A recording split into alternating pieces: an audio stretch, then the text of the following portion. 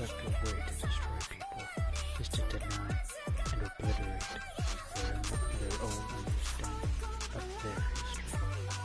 Quote from George Orwell.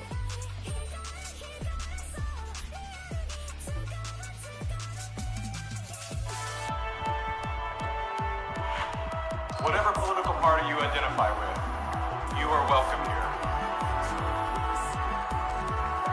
Whatever color, culture, or creed you identify with, you are welcome here. If you are vaccinated or unvaccinated, you are welcome here. Now look around. Look around at these faces in this crowd. Take a good look around. This is America the Beautiful. And it's worth fighting for. You are worth fighting for. Your children are worth fighting for. Our freedom is worth fighting for. Today, I'm gonna take things slow.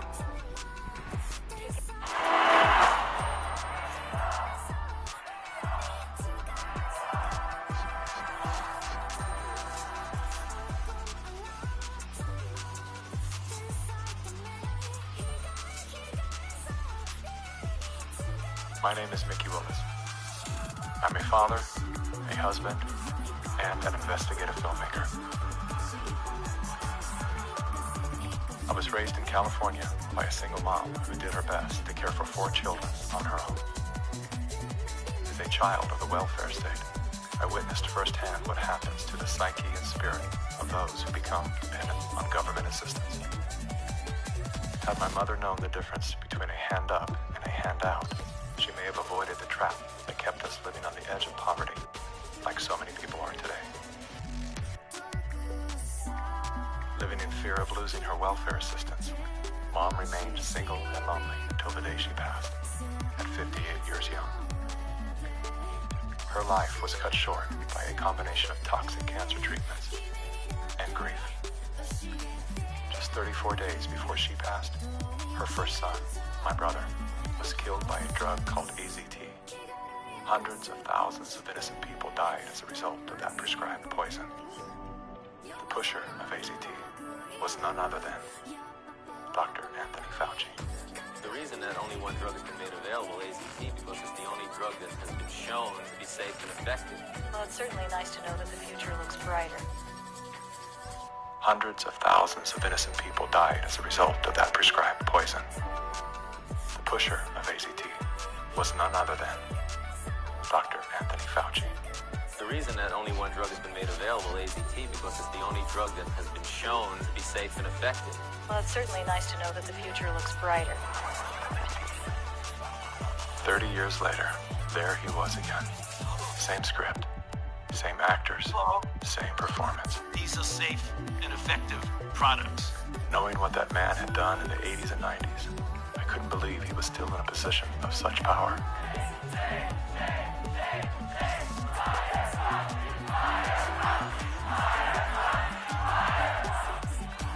As the world descended into synchronized tyranny, I began to ask myself, how did they get everyone to go along with this?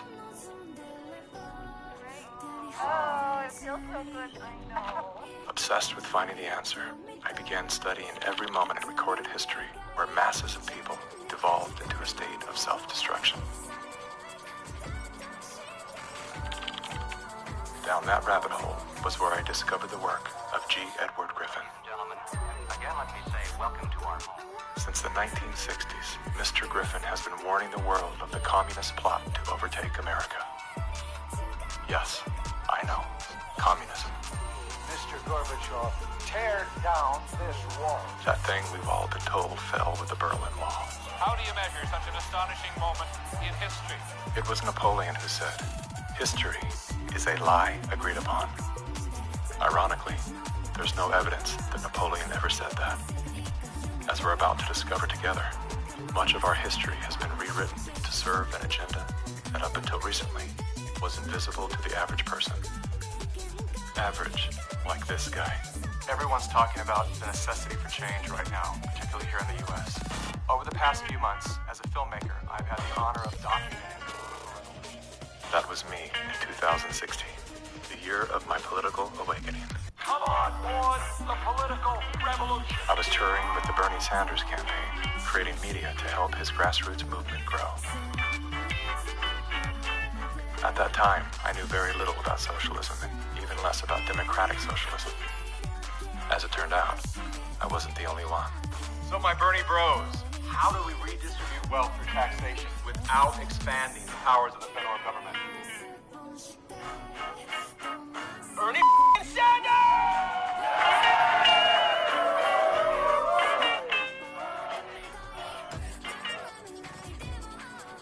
Fusion set in.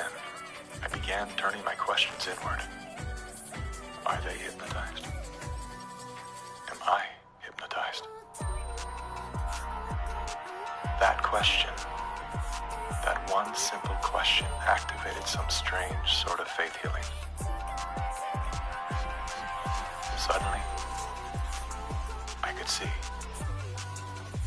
How did I not see this before? There were so many red flags.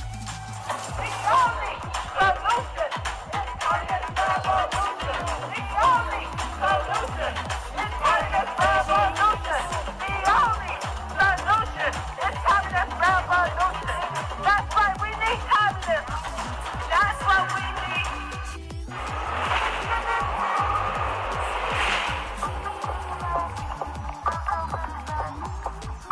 That's what we need.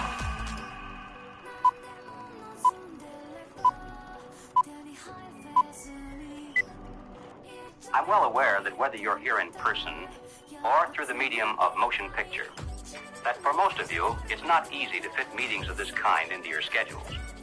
But the fact that you are here indicates that you do have an interest in the subject. So in order not to waste any of your time, let's dispense with the usual preliminaries and get right down to the business at hand. We're going to examine in quite a bit of detail the communist theory and practice of revolution, particularly as applied to the United States. Now, this will not be something dreamed up out of thin air. This will be the strategy as taught by them and advocated by them in their own manuals, in their textbooks, and in their schools. The new program of the Communist Party on this subject has this to say. The term socialism describes but the first stage of a new society that in its full development is called communism. Socialism is a transitional stage. Jim Carrey, everybody. I went out today and bought me some freedom-friendly Nikes. Yeah, that's right. As a salute to Colin Kaepernick, to Nike, congratulations on your fantastic so much. It's good to be back in dystopian America. The Republicans are running with the word socialism. They're trying to scare people. Scare people. It's communism. It's Venezuela, Trump says. We're going to be living in Venezuela. I grew up in Canada. I'm here to tell you that this bullshit line that you get on all of the political shows from people is that it's a failure. The system is a failure in Canada. It is not a failure in Canada. I never waited for anything in my life. I chose my own doctors. My mother never paid for a prescription. It was fantastic.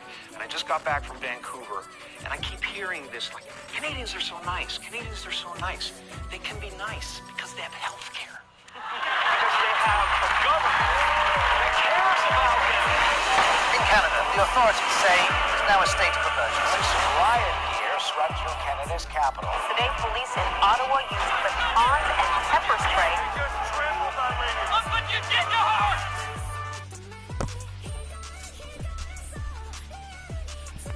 And we don't have free healthcare. We have to pay for everything. Heck, if you're in an emergency situation, you need an ambulance, you have to pay for the goddamn ambulance ride.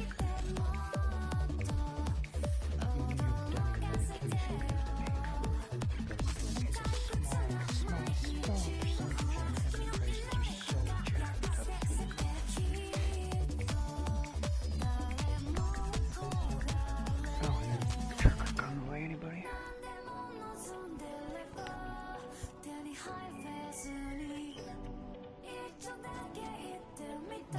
Canadian women. She's so old she had a walker, just trampled by a cop on a horse. So what the heck did you make of this bullshit? Medical wait times in this country are longer than ever. The cost of living just keeps climbing. There's a socialist coup unfolding in Canada, and we taxpayers are funding it. In the recent years, a lot of Canadians have been watching their once well-regarded country become what some are even calling tyrannical. A country previously hailed as the most free and democratic in the world. Now, the People's World, the official West Coast newspaper of the Communist Party, ran this rather interesting editorial. What is needed now is an effort that begins to approximate the magnitude of the problem. As a minimum, such a program should demand massive emergency action by the federal government. The federal government has invoked the Emergencies Act. As of today, a bank or other financial service provider will be able to immediately freeze or suspend an account without a court order. If you are involved in this protest, we will actively look to identify you and follow up with financial sanctions and criminal charges. Banks have already started to freeze the accounts of people involved in the protests. Please get out. Immediately get out. Intimidating people in a church during the Passover. Unbelievable. Growing up under communist dictatorship, I have been warning Canadians that that's what's coming. I could smell it. I could see it at every corner. We will not put up with this anymore. We are fighting back. Protests, public protests are an important part of making sure we're getting messages out there, but using protests to demand changes to public policy is something that I think is worrisome. Okay. So here we have the Prime Minister of Canada saying that yes, we have a highly functioning democracy and they have the right and freedom to protest. However, if those protests are used to demand change in government policy, then no. The small fringe minority who are holding unacceptable views that they're expressing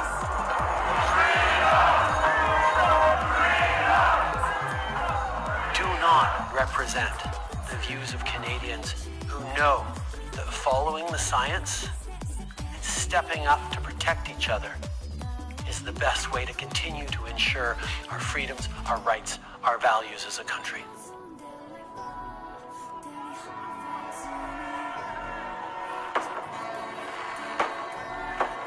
Liberal Prime Minister Justin Trudeau claims to be following the science, but Trudeau's science often comes in the form of this bizarre authoritarian technocracy. You think that Justin Trudeau stepped on the landmine when he weaponized the banking system in Canada against the truckers?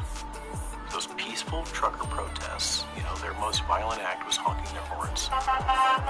And in retaliation, they had their access to their bank accounts, and anybody that supported them in any way had their access to bank accounts eliminated. And at that moment in time, we all came to realize what was really going down. Even with Sun TV watching for any slip, he was asked which country he most admired and referred to China. The level of admiration I actually have for China, because their basic dictatorship is allowing them. I applaud China for stepping up. I applaud Canada. You can tell what I'm thinking. We've got a PC down before a presentation. It's go time. He's outside the firewall. The level of admiration I actually have for China, because their basic dictatorship is allowing them. I applaud admiration I actually have for China, because their basic dictatorship is allowing them. I applaud China for stepping up. I applaud Canada. You can tell what I'm thinking. A prime minister who openly admires the Chinese basic dictatorship, who tramples on fundamental rights by persecuting and criminalizing his own citizens as terrorists just because they dared to stand up to his perverted concept of democracy should not be allowed to speak in this house at all. Mr. Trudeau, please spare us your presence. Thank you. Canadians know where I stand. This is a moment for responsible leaders to think carefully about where they stand and who they stand with. Here's what all Canadians think that actually have a brain and are brainwashed. This turd is someone spoken on between the last, just some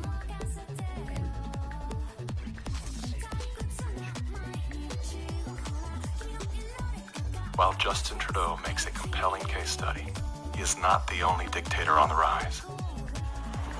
Under the new rules provided by the COVID-19 emergency, many other elected leaders were empowered to show their true colors. Interesting how they all marched in perfect lockstep while chanting the same slogans. This pandemic has provided an opportunity. Here we are now with an economy in crisis, but with an incredible opportunity. It's certainly a major crisis, but it also offers us a unique opportunity. Unprecedented opportunity to rethink and reset. The great opportunity for reset. Opportunity for us to reset. For a reset. It's almost as if they all attended the same school of thought and studied under the same professor.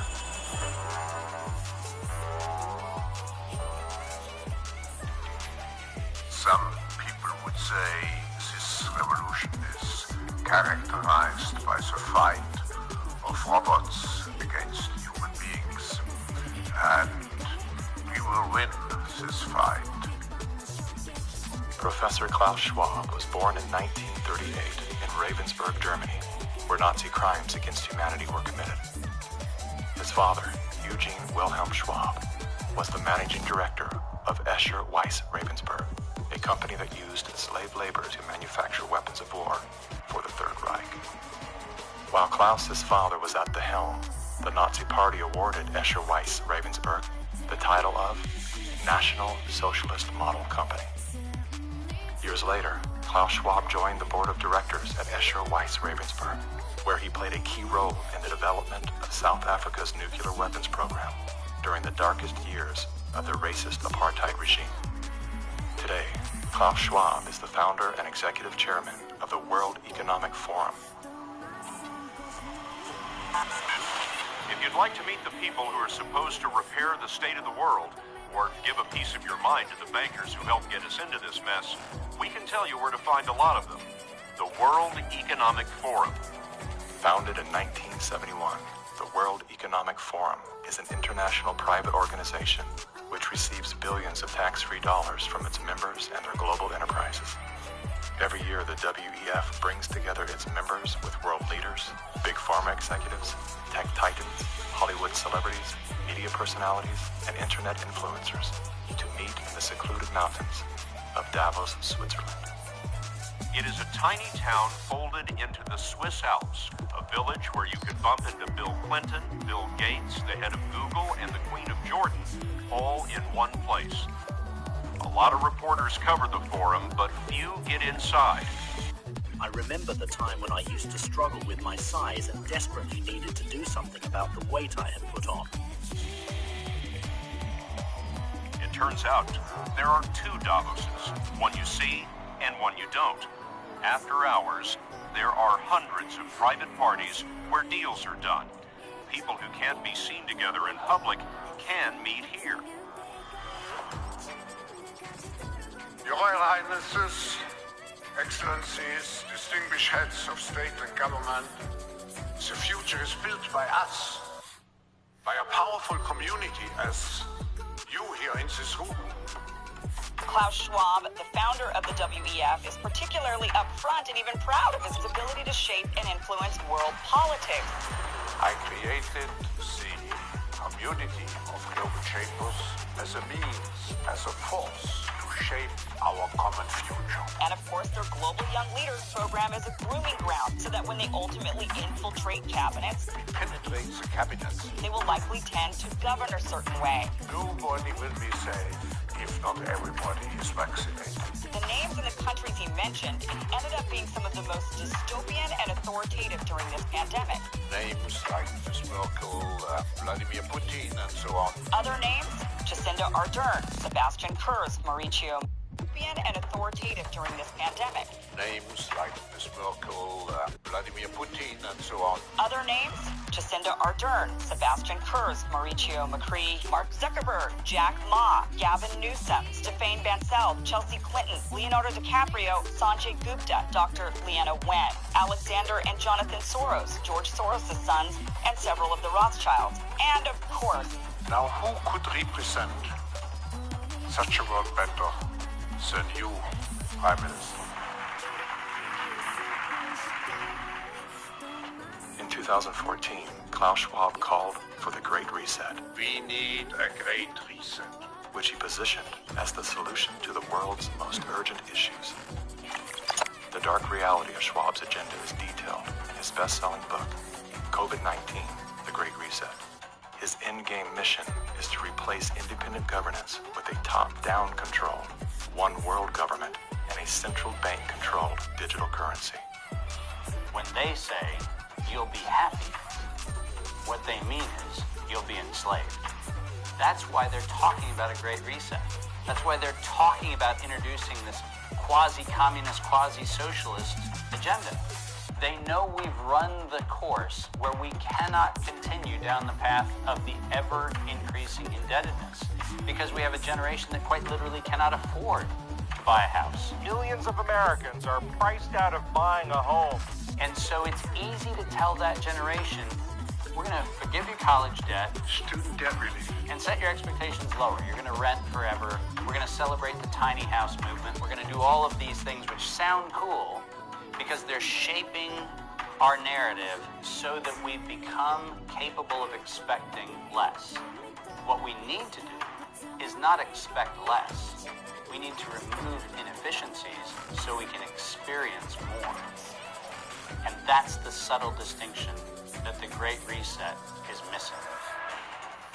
Like most globalists, Schwab regards communist China as a shining model of how he intends to transform the world. We now welcome His Excellency Xi Jinping. China has made significant economic and social achievements under your leadership. Chinese influence on global affairs is growing. The founder of the World Economic Forum, Klaus Schwab, says that this is what motivated the group this year to invite President Xi Jinping to deliver the keynote address in Davos. Schwab said Xi's presence was a sign of the shift from a unipolar world dominated by the United States to a more multipolar system in which rising powers like China will have a step up and play a bigger role. I think it's a role model for many countries. But we have to go one step further. It's a systemic transformation of the world. Artificial intelligence, the metaverse, synthetic biology. Our life in 10 years from now will be completely different. And who masters those technologies will be the master of the world. Similar to his protege, Justin Trudeau, Klaus Schwab makes a fascinating case study. Yet he too is merely the master of his own world. Economic Forum. Science is replacing evolution by natural selection with evolution by intelligent design. Not the intelligent design of some god above the clouds, but our intelligent design and the intelligent design of our clouds. The IBM cloud, the Microsoft cloud, these are the new driving forces of evolution.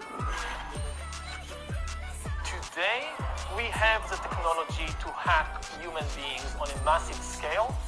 And by this I mean that if you have enough data and you have enough computing power, you can understand people better than they understand themselves.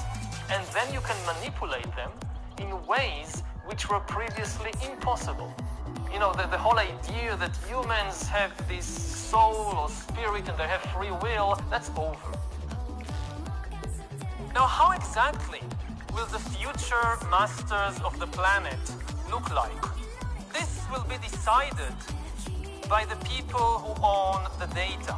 foreign powers can collect, store, and exploit biometric information from COVID tests. U.S. intelligence officials tell CBS News that China is trying to collect Americans' DNA in hopes of controlling the future of healthcare. China's test kits are a tool to help China compile genetic data. The Chinese aren't the only ones exploring this technology. The U.S. is working on it as well. The White House is ramping up its COVID response, announcing Americans can once again get free COVID test kits as concerns are growing over. Data is the most important asset in the world. Those who control the data control the future, not just of humanity, but the future of life itself. Everywhere she goes, Ouyang Haoyu is followed.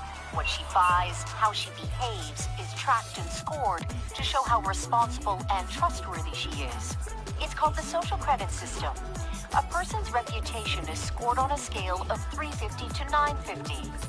It's big data meets Big Brother, expanding how the government monitors, understands, and ultimately controls its 1.4 billion citizens. A good score brings benefits, but people with low scores lose rights.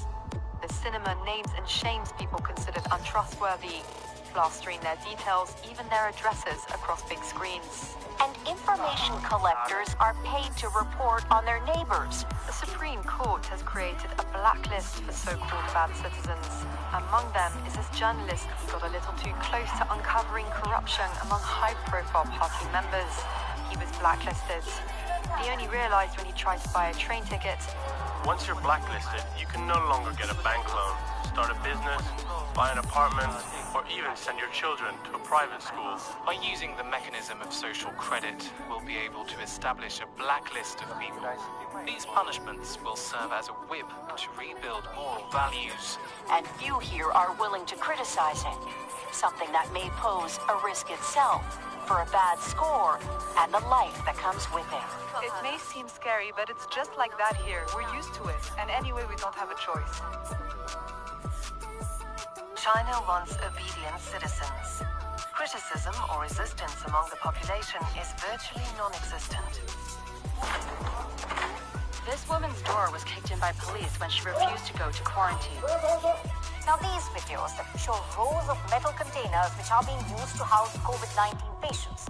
Some of them have complained that very little food is left for them in the freezing metal boxes.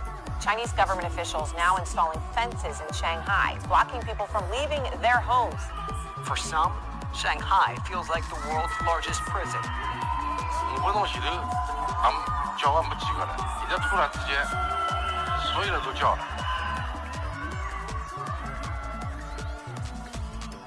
How does a handful of autocrats gain total control over a population of 1.4 billion? I have 2 master degrees, one in clinical psychology and one in statistics. And at the beginning of the crisis, I started to study the statistics a little bit. The initial mathematical models and the initial statistics all had dramatically overrated the dangerousness of the virus. That was the moment when I started to think how it was possible that an entire society and an entire population was in the grip of a narrative which in many respects was blatantly wrong. After a few months it became clear to me that the only mechanism that could explain what was happening in society was what is usually referred to as mass formation. I'm the showroom manager here at Bike Tricks Kelowna.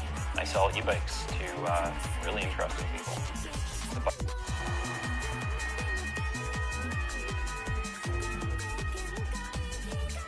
Mass formation is identical to hypnosis.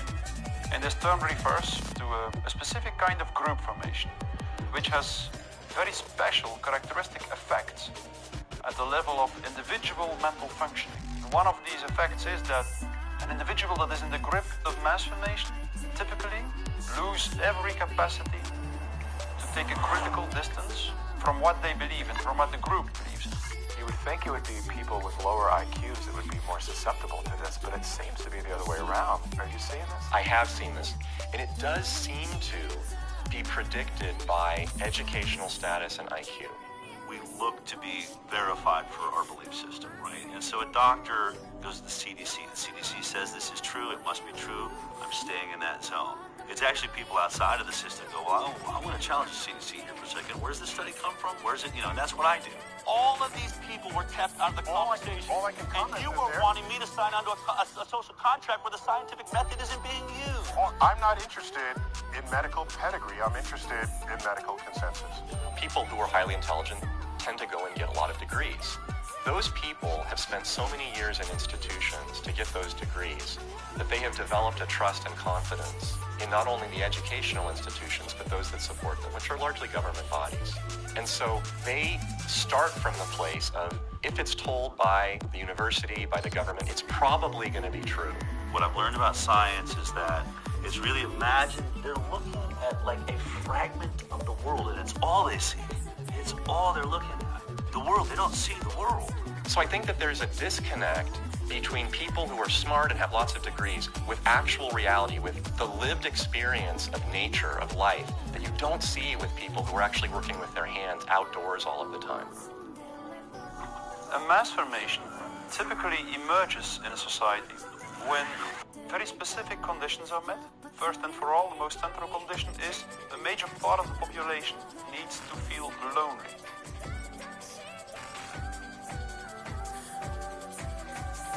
Doctors say the very moves to keep people safe from the virus are doing great damage when it comes to anxiety, depression, and even suicide. And now everyone is suffering. The real pandemic here is the psychological warfare that's being waged on every single human being. See, if you take a human being and you put them in a chronic fear state, you couple that with human isolation, what happens is they psychologically decompensate and live in such emotional pain that they will gravitate in an irrational way to anything that you promise them will alleviate that pain. Once people feel disconnected from their environment, they will typically start to experience a lack of meaning making in life.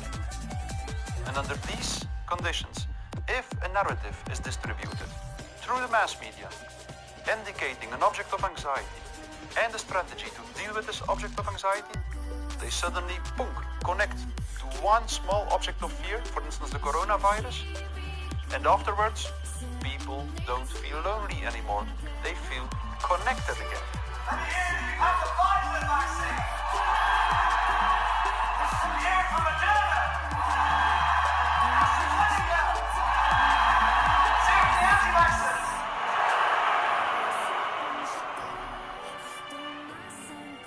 New kind of social bond is highly problematic, just because the connections between the individuals even deteriorate more, and the bond between the individual and the collective becomes stronger and stronger and stronger, which make them willing to sacrifice everything for the collective.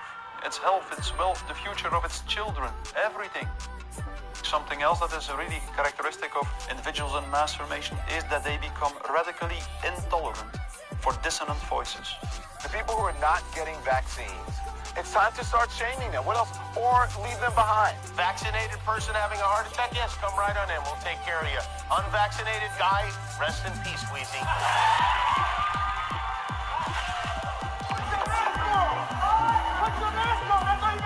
We have to stop coddling the morons who will not get the shot. Get away from Put it on. Does it bother anybody else that she doesn't have to wear a mask that we all do? When are we going to stop putting up with the idiots in this country? You're a schmuck for not wearing a mask. And just say it's mandatory to get vaccinated. Screw your freedom. People who do not go along with the masses are stigmatized, and in the end, the masses are inclined to destroy the people who do not go along with them. And they do so as if it is an ethical duty to do so. Getting good people to do bad things, harmful things, while thinking they're good things, it's a dangerous place to be because it looks great. You feel great while you're being used. They will sacrifice themselves, and they see it as a virtue because it demonstrates their complete obedience to the cult, to the group, to perform ritualistic behavior which causes them harm. One of the most clear illustrations of this was when the leaders of the Communist Party in the Soviet Union were sentenced to death, often tortured to death. They did not object.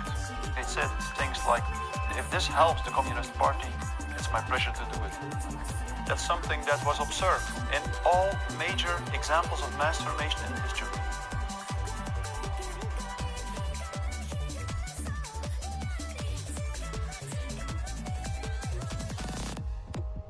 I was born in Communist China 2 years before Mao started his Cultural Revolution.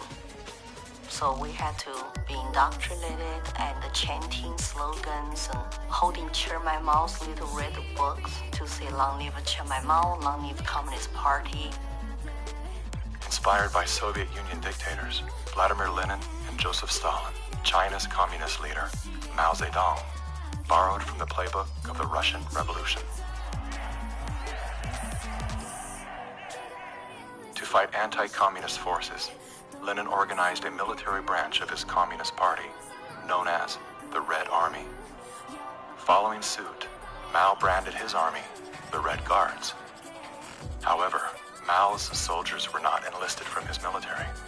His Red Guards were made up of high school and university students. So he used young people to start Cultural Revolution, to top down statues, burning old buildings, and demonize all religions, going after all dissident voices. And Communist Party, known as the Red Army. Listen, very closely. Realize what's happening in the world. Following suit, Mao branded his army the Red Guards. However, Mao's soldiers were not enlisted from his military. His Red Guards were made up of high school and university students. So he used young people to start Cultural Revolution, to top down statues, burning old buildings, and demonize all religions, going after all dissident voices, and to turn all the Chinese against each other. Family turn on each other, neighbors turn on each other. Chairman Mao, as he was known, was deeply influenced by Lenin's ideas on Marxism and revolution, and often praised Stalin as a great leader. He started his Great Leap Forward campaign in the 50s and killed 2 million landlord owners. 40 million to 60 million people estimated starving to death. The people were trading their children's dead bodies to eat, to survive. Cannibalism was everywhere. Through war, torture, execution, and famine, Chairman Mao caused the death of 80 million innocent people, making him the deadliest dictator of all time. China shaved the heads of women, put them all in unattractive asexual clothes, did the same thing for the men. This technique has been used in the 20th century by every totalitarian regime. The Mao wanted to create a genderless society. That's why girls like me cannot wear beautiful clothes and cannot do makeup. We have to just look like boys, unisex, no gender. They asexualized the population, did asexual clothes, did the same thing for the men.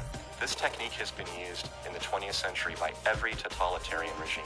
The Mao wanted to create a genderless society. That's why girls like me cannot wear beautiful clothes. And it's being repeated right now with this whole rainbow. And cannot do makeup. We have to just look like boys, unisex, no gender.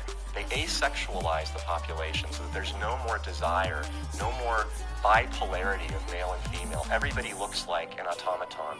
And then what do? Rather than turning towards one another, they turn towards the state. So the only thing left for me, a child to believe in, is communism. And Mao was the new god.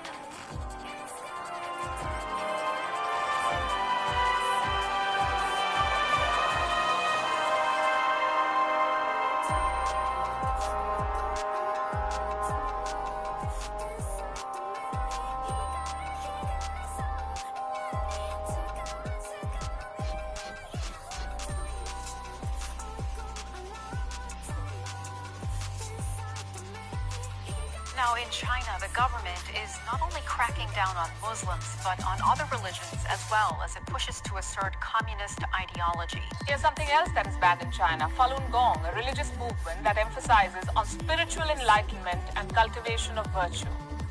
5,000-year-old Chinese civilization were founded on faith. Communist regime is atheist. So any philosophies which encourage people to believe of God, believe good things, is something they don't like. I decided to escape China after serious persecution I have experienced. Under this pretext of COVID-19 coronavirus, the Chinese Communist Party has intensified its persecution. We were arrested several times and detained in various detention and brainwashing centers. Over the past few years, a vast network of camps has been built across Xinjiang. A series of classified bulletins show how easy it is to be singled out by the Chinese government for education and training. The U.S. Defense Department says as many as 3 million are being forcibly detained in re-education and forced labor camps. China calls them thought transformation camps built to prevent extremism from spreading, but reports indicate they're more like prisons.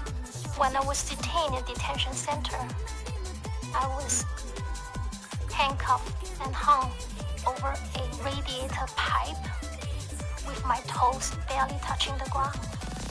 And I was hung over there for 3 days. The CCP guards brought 4 male detainees into my cell and began one of the worst experiences of torture. And on the brink of death, I realized I could do nothing but turn to my belief.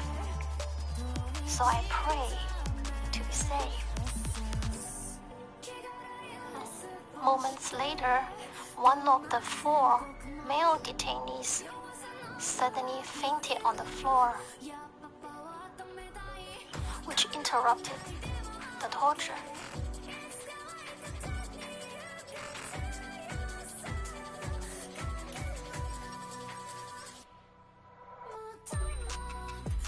I left China because my parents were heavily persecuted for their practice of Falun Gong. From age 1 to age 5, my grandparents are taking care of me because my parents, they were always inside some dark cells being tortured. My first clear memory of my mother, I was brought to a brainwashing center and saw her being tied up to a chair with like people behind her guarding her, and she had a very thick plastic tube inserted into her nose, and she was being force-fed at the time. She just looked like she was in so much pain, and I was 5 at the time. It's just very traumatizing.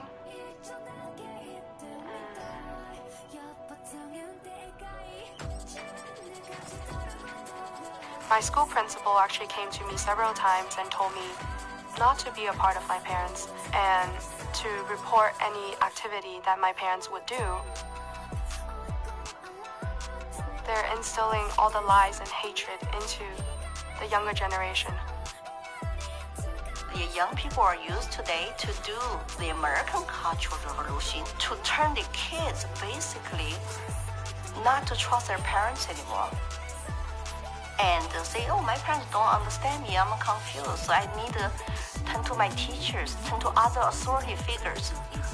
Look at the multicultural revolution to say how many similarities are there.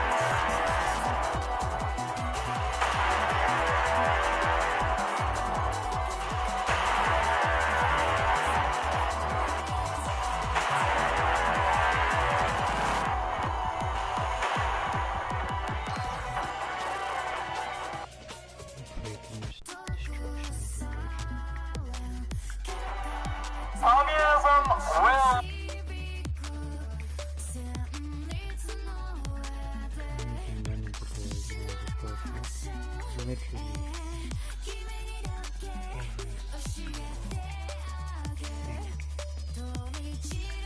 Wait, that's not a joke. That will happen.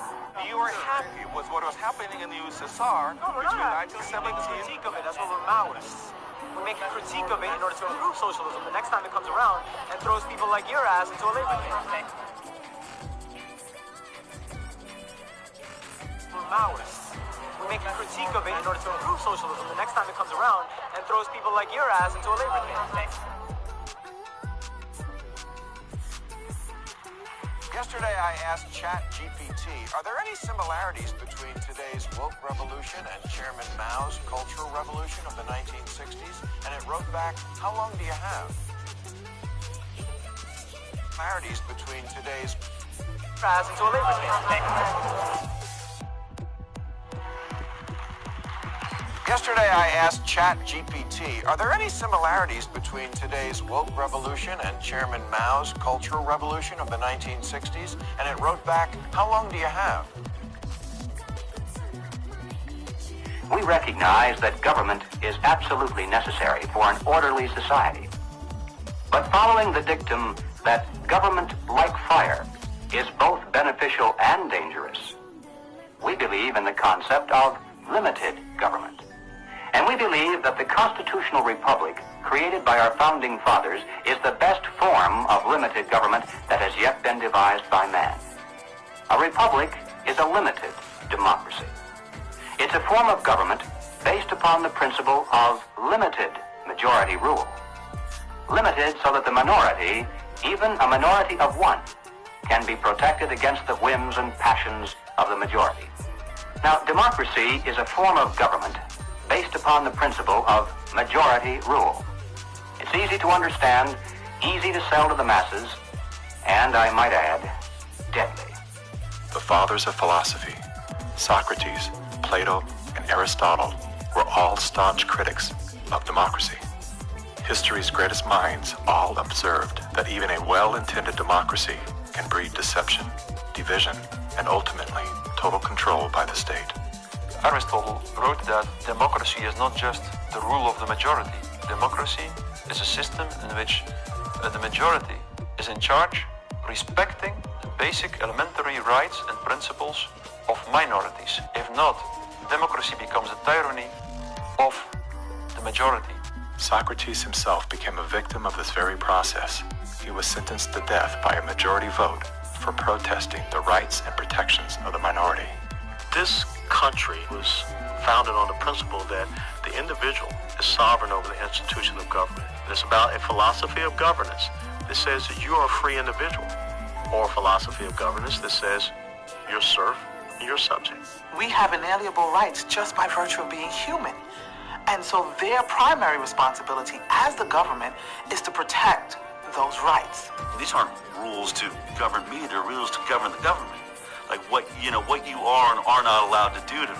We are a constitutional republic with a representative democracy, so people do vote, but we have a separation of powers. So if you majority vote to eat you for lunch, the Supreme Court can say, no, you cannot. And how do you protect the minority from the majority? You write down a set of rules on a piece of paper. You say, this we can do, that we cannot. At the top of the paper, you write the word Constitution. And then everyone agrees to follow the rules no matter what the temptation. And when you're finished, you've created a constitutional republic. It was Thomas Jefferson who said, "The republic is the only form of government which is not eternally at open or secret war with the rights of mankind." Now we hear a lot of talk today about right-wingers, left-wingers, extremists, and moderates. The political spectrum concept, if it has any meaning at all, is a measurement scale showing all the variations in government. Now, the extremists at the zero end would be those who advocate no government at all, the anarchists. The extremists at the other end would be those who advocate total government. And who are they? Well, the communists, of course. But also the Nazis, the fascists. No matter what they may call themselves, if they advocate total government control over the people, they are all, by definition, totalitarians. The debate is not between conservatives and liberals. It goes back in history long before those words were ever invented. The opposing points of view properly are identified as individualism versus collectivism. the individualist believes that the rights of the individual must not be obliterated by the desires of the collective or the group. The collectivist, on the other hand, believes that the group is more important than the single person within it, and that the individual must be sacrificed if necessary for the greater good of the greater number.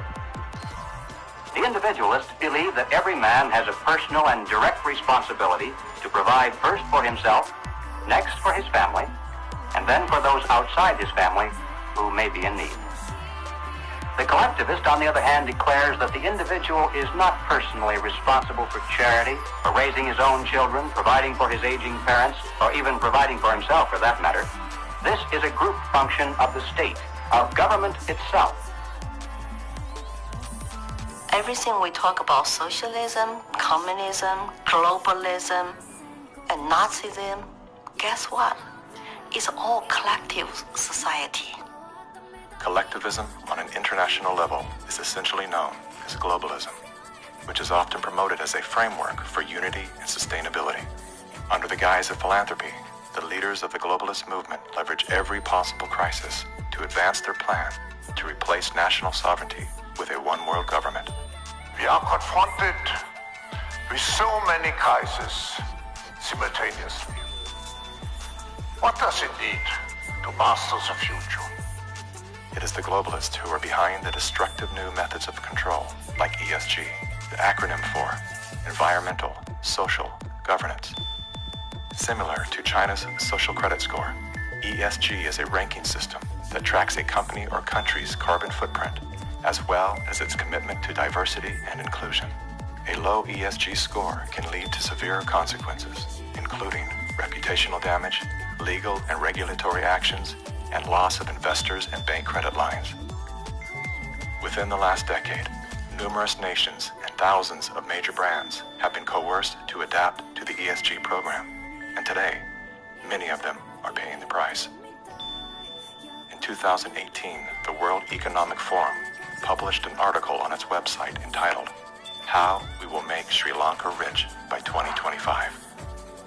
That article was removed once it became known that food prices in Sri Lanka had nearly doubled and that millions of their citizens were facing starvation. Now, what caused this? Farmers protested and asked the government to work with them on slowly improving farming practices to be more environmentally friendly rather than implementing harsh bans. But the government was more interested in maintaining a high ESG score with its creditors like BlackRock. As a result, food production dropped drastically, with farmers expecting crop losses of 85%. The country had to begin spending money on importing food when it was previously self-sufficient. Sri Lanka is a cautionary tale. What's happening there could be a foreshadowing of what's in store for us if we don't take heed and learn some lessons. The Dutch government was one of the first to sign on to the ESG system. Dutch farmers pleaded that the rush to adapt to extreme new regulations would result in the destruction of the country's food supply. The Netherlands is the second largest agriculture exporter in the world, earning the title of the tiny country that feeds the world. A collapse of their system could trigger a global food crisis. Yet, the Netherlands Prime Minister continued to persecute Dutch farmers until they were forced to revolt. Where do you find still such a prime minister in the world? You find it in the Netherlands, and it's Mark Rutte.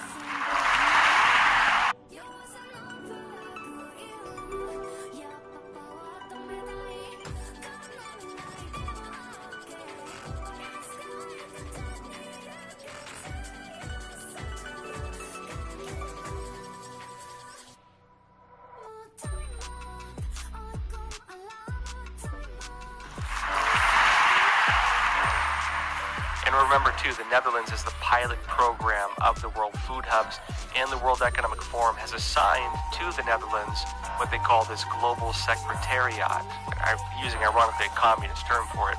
Klaus Schwab's golden pin-up boy, Prime Minister Mark Rutte, is busy fulfilling the agenda of the World Economic Forum's Great Reset by turfing farmers off their own land. Perhaps the most important lesson I've learned in my years as Prime Minister of one of the world's most outward-looking trading countries is that national interests are often best served by international cooperation.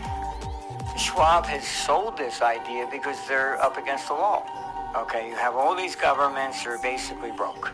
So what will happen is if they defaulted, then all the people who have lost their pensions, they've counted on it, and they're going to be storming their palaces with pitchforks. Schwab has sold the idea that, well, we go towards Marxism and you can still retain power.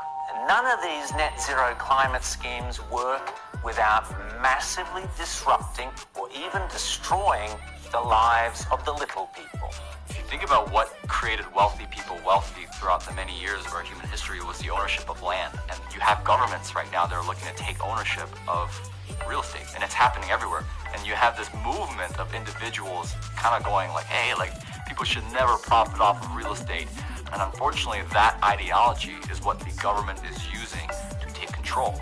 If we look at data from 2001 to 2015, there is a slow and steady trend towards more corporations owning single-family homes, apartments, office spaces, and less individuals actually owning real estate.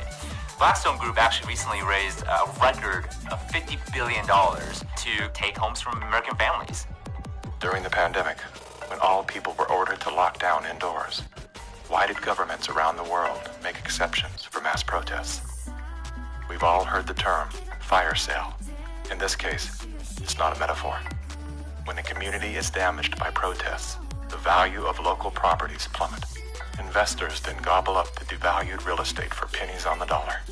In many cases, the leaders of the decimated communities receive kickbacks for allowing this transfer of wealth. Big companies and investment firms swooping in and buying up some of the only affordable homes in your neighborhood.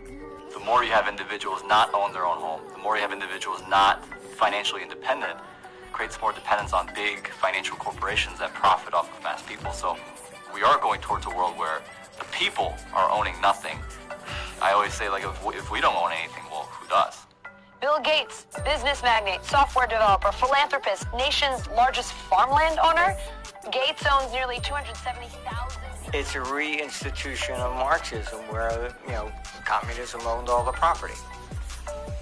In his Communist Manifesto, Karl Marx wrote, "The theory of communism may be summed up in a single sentence: abolition of private property."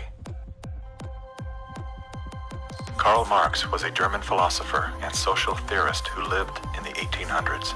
He is the co-author of the Communist Manifesto, which has been referred to as the Bible of Communism. His theories of class conflict and dialectical materialism were instrumental in shaping socialist and communist movements worldwide.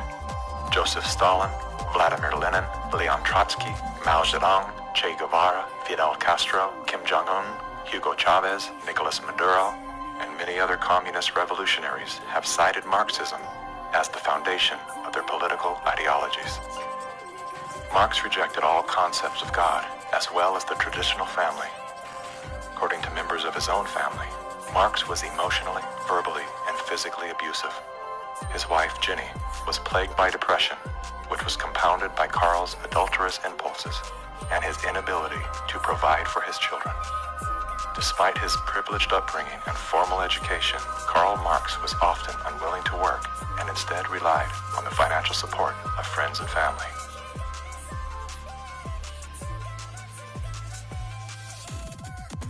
In 1943, the following directive was issued from party headquarters to all communists in the United States. It read, "When certain obstructionists become too irritating, label them as fascist or Nazi or anti-Semitic. In the public mind, constantly associate those who oppose us with those names which already have a bad smell, or Nazi." Despite his privileged upbringing and formal education, Karl Marx was often unwilling to work and instead relied on the financial support of friends and family.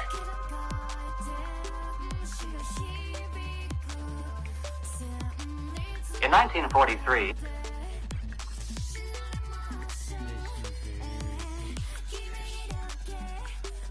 the following directive was issued from party headquarters to all communists in the United States. It read, "When certain obstructionists become too irritating, label them as fascist or Nazi or anti-Semitic in the public mind, constantly associate those who oppose us with those names which already have a bad smell. The association will, after enough repetition, become fact in the public mind. The founding fathers were racist, misogynist, fascist political party, radicals on the far right, anti-Semitic, xenophobic, transphobic, Uncle Tom's white supremacist, domestic terrorist, neo-Nazi organizer, Nazis. You are an anti-vaxxer. Anti-vaxxers. Racist. Name-calling is their number one bullying tactic, and they apply it unremittingly to anyone who questions their dogma or says something they find unacceptable or offensive. As early as 1928, the communists declared that the racial differences among our people constituted the weakest and most vulnerable point in our social fabric. By constantly probing and straining at this one spot, they calculated that eventually the cloth could be torn apart and that Americans could be divided, weakened, and perhaps even set against each other in open combat. They said in no unmistakable terms that the Negro people, because of their social status and their predominant working class composition, offered greater revolutionary possibilities than any other cross-section of the population. How do we get out of this mess? Revolution, nothing less. Revolution, nothing less. Revolution, nothing less. Revolution, nothing less. Revolution, nothing less. The communists call not only for extensive chaos within the cities. The plan is for raging fires from one city to the next. The average American, they say, soft and decadent, when he sees billows of black smoke rising from one horizon to the other, when at night the only light he has to see by is the flickering red from flames leaping into the sky, he'll become paralyzed with fear and panic and do nothing to interfere with the guerrilla bands as they strike at the community's power centers. Unibet, votre casino 100% sous licence qui offre un grand choix de machines à sous, roulettes, blackjack et croupiers en direct. Avec des bonus importants et des prix incroyables, il y a de quoi s'amuser. Inscrivez-vous dès maintenant et jouez en toute confiance sur Unibet. Canadians, did you know that if you have $10,000 or more in debt, that you could... To justify violence, they have to be able to claim that they're liberating people. And if people are to be liberated, then it's necessary to go through the motions, at least, of pretending that they have a right to form a nation of their own. The Communist Party called for their liberation, to break away from the United States and to set up their own nation within our borders. Activists now control a barricaded area. It's been called an autonomous zone. They want it to be free of capitalism, state authority, and police. To take the United States, all of the United States, it'll be necessary, they say, to involve white people as well as black, and in general, to escalate their revolution in America from race war to class war. Now, when they talk about pressure from above, they mean using their people and their influence within the very government marked for takeover to bring forward official recommendations for legislation. The recommendations, of course, are offered supposedly as solutions to national problems, but when passed into law, their only real effect is to vastly increase the power of government and to move the country that much closer toward the ultimate goal. The pressure from below, then, involves using their influence over the various mass membership organizations of the country to create the appearance of great popular support for these recommendations. Of course, the members of those organizations must never suspect that they're being used to promote the communist program. Now, the silent majority, the average person, is caught right in the middle.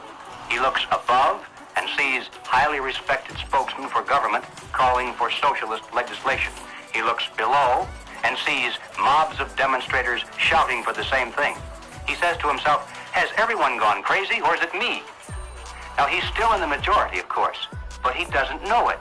He thinks he's helplessly outnumbered, and he bows to what he thinks is the democratic will of the majority. Here's an interesting thing I've noticed is even with a lot of these ideologies, right, with what people call these days, woke, if people were these horrible, awful, bigoted, racist, xenophobic, white supremacists, it wouldn't even work.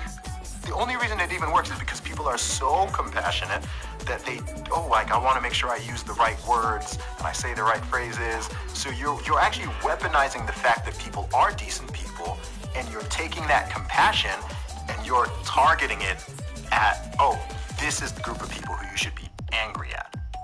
They weaponized human compassion.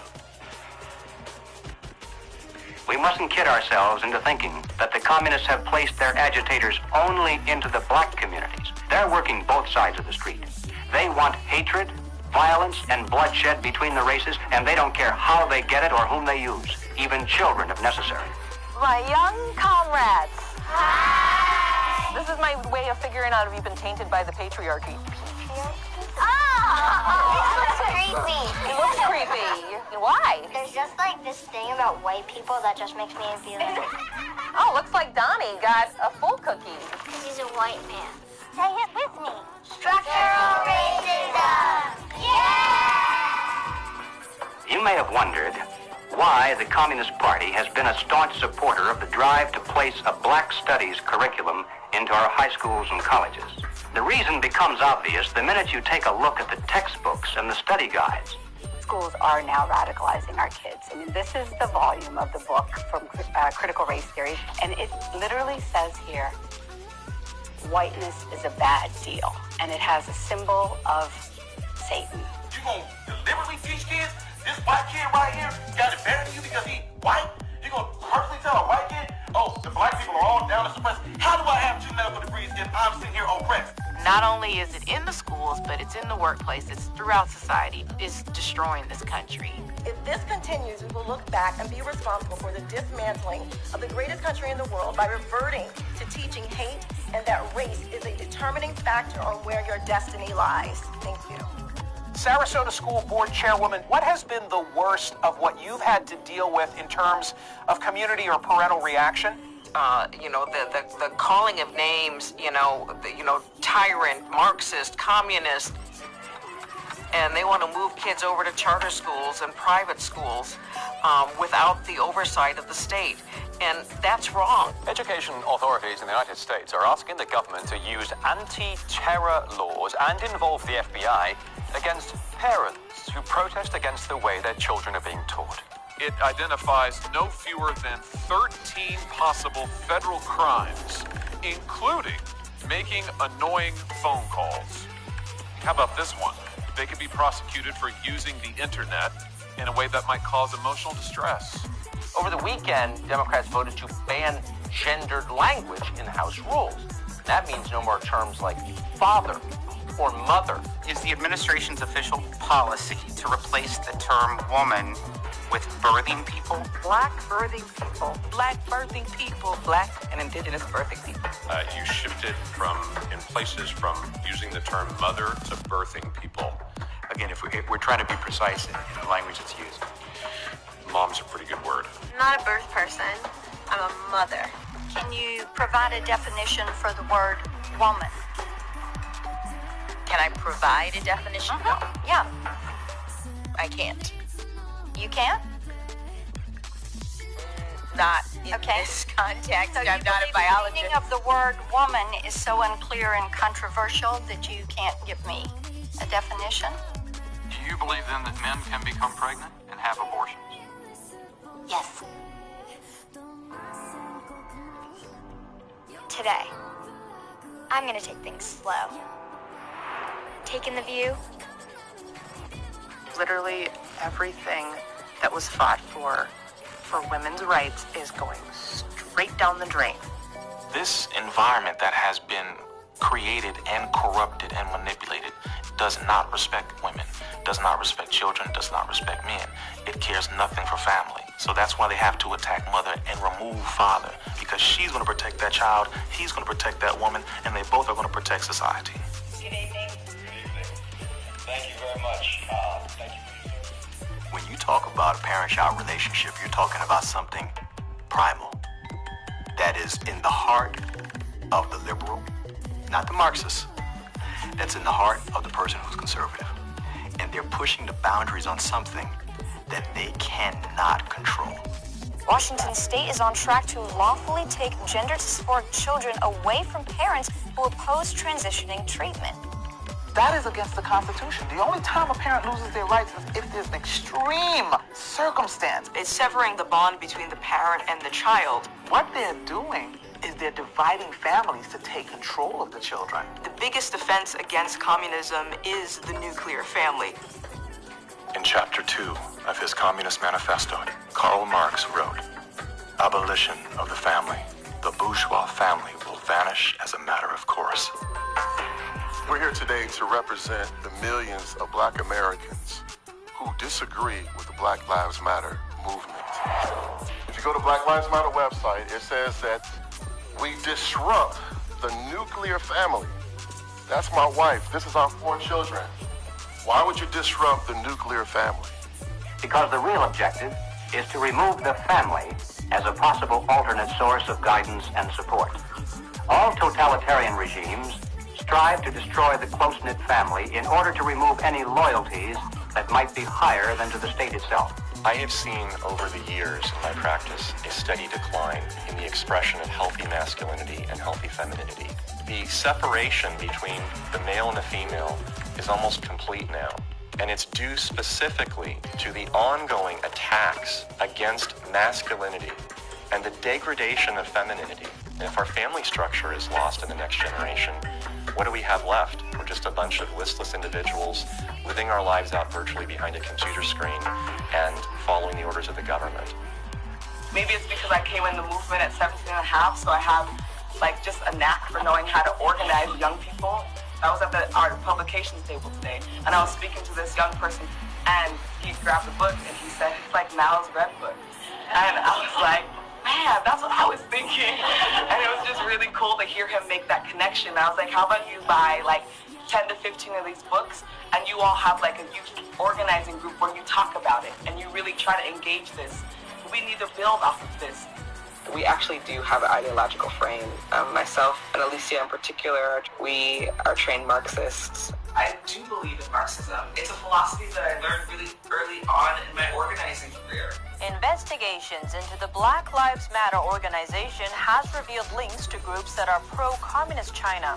The self-proclaimed Marxist Black Lives Matter co-founder Alicia Garza also owns the Black Futures Lab project. Yet, all would be lost for the Black Future Lab if not for the Chinese Progressive Association. Donations to the Black Futures Lab don't go directly to the foundation itself. The Chinese Progressive Association gets them instead. Through forensic investigations, we now know that the 2020 BLM, fiery but mostly peaceful protests, were organized and partially funded through a network of pro-communist organizations. One of the groups is US-based Liberation Road, which was founded by a faction of the Communist Party of Vietnam. Liberation Road is allied with the new communist movement and has direct ties to the Chinese Communist Party. The San Francisco-based, communist-rooted Chinese Progressive Association formed a sister company called Asians for Black Lives to serve as a bridge between BLM and the Chinese Communist Party.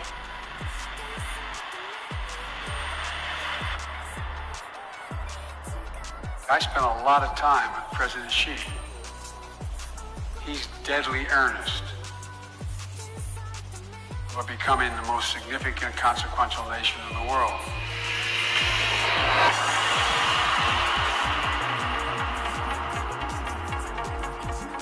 When we speak of China, it's important to distinguish between the people and their oppressive government.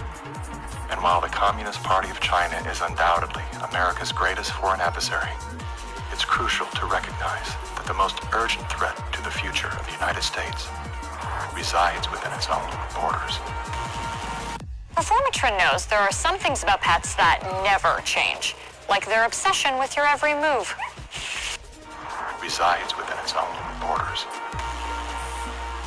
We're so used to thinking in terms of the old-fashioned concepts of warfare, we fail to realize that the favorite weapons of communist conquest are instead propaganda. Do you know who the greatest propagator of disinformation in the history of the world is? The U.S. government. The slanted view of history. History has been written to tell us a certain story. The 1619 Project is trying to reframe that story. What these people are doing is subverting young black minds to think that the Revolutionary War was fought in order to preserve slavery. And it's based on something that simply isn't true. The tactics of internal subversion. I thought that America was racist. I thought it was patriarchal. I thought our capitalist society was just a means of exploiting people. And I thought all of these things because that is what I was told. The preaching of hatred to incite civil disorder. I want to tell you, Kavanaugh, you have released the whirlwind, and you will pay the price. A California man is facing federal charges for the attempted murder of Supreme Court Justice Brett Kavanaugh. Treason, blackmail, the smear. This is the first time Assange is being questioned over the rape allegations. The LA Times ran an article calling Larry Elder a black white supremacist. All committed by soldiers who wear no uniform and who claim to be loyal citizens of the target country marked for conquest from within. World War III that rages around us right now is a political war, an economic war, a psychological war, a spiritual war. As a matter of fact, the bomb, as a psychological weapon, is being dropped on the American people every single day. You probably assume you're safe. That could be a deadly mistake. Bracing for food shortages, And labor shortages, shipping delays, supply chain disruption. A new coronavirus variant. Worst virus variant. ultra transmissible. It can kill you. A surge in crime. Acts of terrorism. Domestic terrorism. White terrorist. White supremacy. Mass shootings. And nuclear conflict. World War World III. War III. Vladimir Putin. Russia. Russia. Environmental doom. Fire, storms, deadly floods. I don't want you to be hopeful. Science tells us we have 9 years. This storm will kill you. I want you to panic. It is promoting fear. It will kill your children. Feelings of fear. It will kill your pets. The world is a very terrifying place. Unless you get lucky. I want you to feel the fear I feel every day. Walk me through, if you would, what happens scientifically inside our minds when we're in a state of fear, and then how that affects our external choices and the direction of our lives. This is well known and well researched in the psychological literature and the psychiatric literature, that when someone is afraid, when someone is in a state of fear, that person cannot think rationally. You resort back to a more primitive way of making decisions, which is highly emotionally driven. And when you're placed in a chronic state of fear, as we have been, you end up in a, what I would call a traumatized state, meaning that you're not just momentarily scared, you are frozen. You have seen your ability to think critically suspended. The issue is not about COVID or vaccines or anything else. It's not that. That is the polarizing impulse that gives rise to our general sense of ill at ease, which then amplifies our willingness to fall for reflexive classifications like race or, the isms that we want to fight about. The more we can distract people by creating the illusion that says everything is fearful, the more we can manipulate the population. We were groomed for decades to be fearful, whether it was drop and cover. We must be ready all the time if the atomic bomb explodes. Duck and cover. To protect against the threat of nuclear annihilation, or more recently, the impending ecological collapse of our planet in 12 years that AOC and Greta Thunberg keep warning us about. The world is going to end in 12 years if we don't address climate change. How dare you? All of these fears are grounded to some degree in reality. They're not completely invented, but they are exaggerated so greatly that we cannot actually reason through them anymore. When people are afraid, they won't just accept authoritarianism, they'll demand it. They will demand it. Somebody do something. Somebody take charge and tell me what to do. Like, where do I stand? Where do I walk? What do we do? What are the rules? And again, people in power always use that, right? When they say never let a good crisis go to waste. We can take this and we can now enact policies that normally we wouldn't be able to get away with. Maybe in a couple of decades when people look back, the thing they will remember from the COVID crisis, this was the moment that we agreed to be surveyed all the time. And maybe even after the event is over, maybe we can still keep 30%. And over time, multiple crises, suddenly you have a government or an individual who has far more power than they're actually supposed to. The leaders of the mass, the people who pronounce a narrative in public space, usually or hypnotized themselves, They believe they need to reshape society to be able to deal with the challenges society faces. And they believe so fanatically in that ideology that they think it's justified to manipulate and cheat and to use all kinds of narratives to convince people to go along with that ideology. We're going to go visit Mom. I'm going to bring the home family to see Mom. No. We will shut you down. We will cite you. And if we need to, we will arrest you and we will take you to jail. You either get your tests done and make sure you're cleared, or we will keep you in a facility longer. It's going to be very hard for people to do a lot of normal life unless they can prove their vaccination status. Such as, you're not going to work in this particular agency or institution, you're not going to be able to go to this college or this university. Once we start doing that, you will see more and more people willingly get vaccinated. I remember the time when I used to struggle with my size and desperately needed to do something about the weight I had put on until I discovered the incredible ICE method. Let me share my story with you and how this method transformed my weight loss journey. Forget about the exaggerated claims and misleading information you come across. The key to effective weight loss lies in the ICE method, backed by scientific research. According to leading Ivy League researchers, they found a common factor among overweight individuals that has nothing to do with genetics, hormones, or toxins. It's an inactive fat-burning switch. This revelation led to the discovery of an unusual ice hack that activates this fat-burning switch within minutes, boosting your metabolism to 3.5 times its original capacity. The results have been astonishing, transforming the lives of thousands of people, ranging from 10 to 100 pounds to lose. These are individuals who, like you, have tried countless diets and exercises without success. Imagine finally breaking free from the frustration of stubborn fat. This breakthrough ice hack has allowed people like James from Tennessee to eliminate his beer belly and love handles, and Chelsea from Chicago to fit into her high school jeans again. It's important to know that this method has nothing to do with grueling workouts, calorie counting, or expensive fitness equipment. The best part, it works regardless of whether you need to lose 10, 20, or even 100 pounds of fat. However, it's crucial to act now. The weight loss industry, worth a staggering north of $50 billion, doesn't want you to discover this video. They profit from keeping you trapped in a cycle of weight gain and dependency. But you have the power to break free from this cycle and reclaim your health. Don't miss out on this opportunity to learn more about the ICE method. Click the button below to watch a short, informative video that will show you how to incorporate this ICE hack into your daily routine, leading to long-lasting fat loss. Remember, this is your chance to say goodbye to the prison of fat once and for all. The time to take control of your weight and well-being is now. Click the button below before this invaluable video is removed from the internet. Let's embark on this transformative journey together.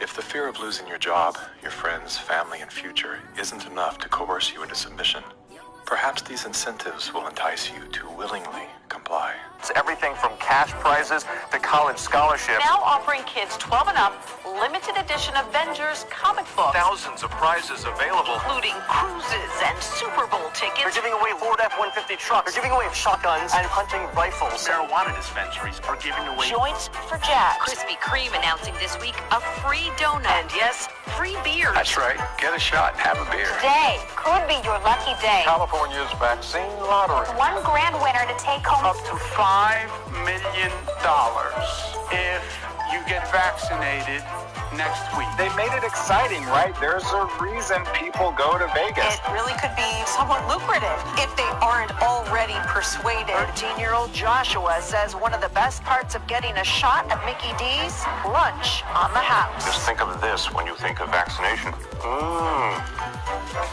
Vaccination. If you need luck with love, dating apps are offering incentives too. Vienna Brothel is providing COVID-19 vaccinations and giving those who take up the offer a 30-minute session with a, quote, lady of their choice. We have finally found the one thing that makes us all more attractive, a vaccination. To love one another, as Jesus said, get vaccinated, get boosted. Do you think that it's being posed as politics, but it's behaving like a religion? Because it's acting like a religion. Yeah. It's dogmatic, it's absolute, it's, if you do not believe in it, you are condemned to hell. Maybe this is a new religion. God did answer our prayers. He made the smartest men and women, the scientists, the doctors, the researchers. He made them come up with a vaccine. That is from God to us. And we must say thank you, God. Thank you.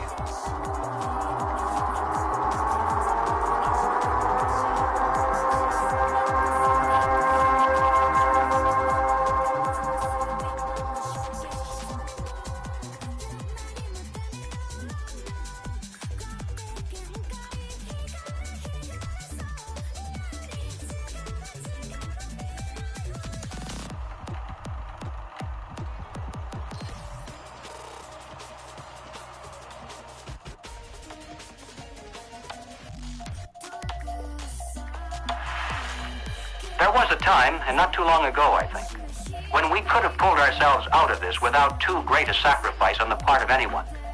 But we didn't. Instead, we slept. Everywhere I look, I see men and women who know that communists are making headway in this country. They know that something must be done and that someone must stand up to them. But they themselves do nothing. They remain silent because they're afraid that if they speak out, it'll be bad for business. They may lose a client. They may even lose their jobs. Or perhaps they're receiving a regular government check and already are too dependent upon some of the very people and programs they know they should oppose. We have now passed the point of painless solutions and parlor patriotism. Well, all right, so what do we do about it? What are the countermeasures that need to be taken? And where do we begin? Before we finally win this battle, and I should hasten to say that there's no doubt in my mind that we're going to win. I'm increasingly convinced of this. But before we finally do see victory, we must carry the truth to every man, woman, and child in America. I have no idea of what each of you is going to do in the critical days that lie ahead. It may be much, it may be little, it may be nothing at all. I don't know. Only you can answer that question. But ladies and gentlemen, whatever it is you decide to do for your country, do it soon. Do it now. Every minute that you delay further will add dearly to the price of ultimate victory. Mr. Griffin, that was over 50 years ago. Where are we now? Hearing that phrase after all these years is kind of a shocker because I didn't realize really at the time how accurate it was going to be. But we're in the middle of it now, and so the ultimate victory is still ahead of us. How did you know way back then what would be happening today? It's a long story, of course, but I did take a fascinating tour of the Communist Bookstore in Los Angeles when I was very, very young. I was working for an insurance company. I was Mr. Corporate America, you know. That was the period when the hippie, image was pretty popular, and a lot of these guys in that bookstore were in that uniform. I think they felt I was a potential recruit, Yes, we've always been quite willing to talk about We'll talk about socialism anywhere, in the streets or in the Senate, anywhere, They're a communist faction making a big power play for SDS. Is there any communists back here? I guess there is. Yes, they are communists, and yet our nation seems unconcerned. Many newspapers, television commentators, and educators call these young revolutionaries dissidents. But are these voices of mere dissent, of mere student unrest, or of sedition and revolution? They invited me to come to their study groups, they called them. They were really the recruiting funnel, you know. And I didn't have to pretend to be interested because I was interested. I wanted to see what these guys were up to. In the course, the more I read, the more I realized that these guys were deadly serious. And so my Crusader gene said, hey, buddy, you better stop worrying about the corporate ladder and making money and looking good and start doing something about it. And I'm glad I did, because after that point, my life had a meaning. It had a purpose more than just self-centered. Who are some of the key figures behind this agenda? I'm not sure we can name names. We know that there are layers and layers of control and influence, sort of pyramidal in form. At the bottom level, of course, it's just all the common people. Most of them don't even know what's going on. It used to be that an invader could come in with a superior army, and people resent it, but they obey because if they don't, they get killed. Now, if they want to conquer people in this environment, they have to do it through the mind. And of course, today, after all the technology that we have, and the control over the communications and the images and the school system and the media, they have absolute control over the funnel of information that comes to the average person. And the average person, if they're not aware that there's a real war going on for their mind, they will be helpless. And as long as people are on the edge of fear, they're willing to give up their liberties and pay lots and lots in taxes. A tax on carbon. And as I passed through that idea that, in my view, the enemy is in a category called collectivism. And that's the word that applies to all of these things: socialism, communism, fascism, Nazism. All of these things are merely variants of collectivism. That is the philosophy based on the assumption that the group is more important than the individual, and that the individual must be sacrificed, if necessary, for the greater good of the greater number. That's the trick. You're doing this for society.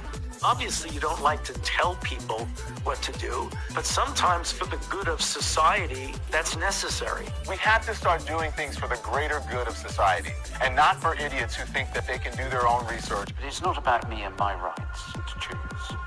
It's about how I love my neighbor. You are not doing this for yourself. If you are at all like me, your own health, your own risk, is not a big rational driver of all of your actions. They trick us into thinking that if you act in your own self-interest, that somehow you are selfish. And nothing could be further from the truth. For those of us who've discovered this trick long ago, we realize that enlightened self-interest comes into play. If you are acting out of self-interest, you soon discover that the best way to benefit yourself is to help other people. It does come back. The question is, how do we turn the ship around? I think that the path to political hell in America has been voting for the lesser of two evils. They create conflict because conflict creates fear and confusion, and out of that chaos, people are not too analytical. They'll just struggle for some quick answer, which is who you're going to vote for. That's usually the answer that's offered to them. They think that if you just vote for somebody, the right person, everything will go away. You cannot wait until there's a list of candidates that's published, and you say, which one am I going to choose? You know, by that time, the game is over. All those candidates have been selected before you were even aware. You've got to get into politics at the local level so you have some influence in which candidates are selected. And that starts at the grassroots level. You don't come in at the top, you come in at the bottom. If we do that job, we will influence both political parties, just like our opponents do now. There is actually a way forward and a way out, but it's going to require work, and it's also going to require that we acknowledge that we have wronged ourselves, that we are part of this problem. It's not the government that caused this.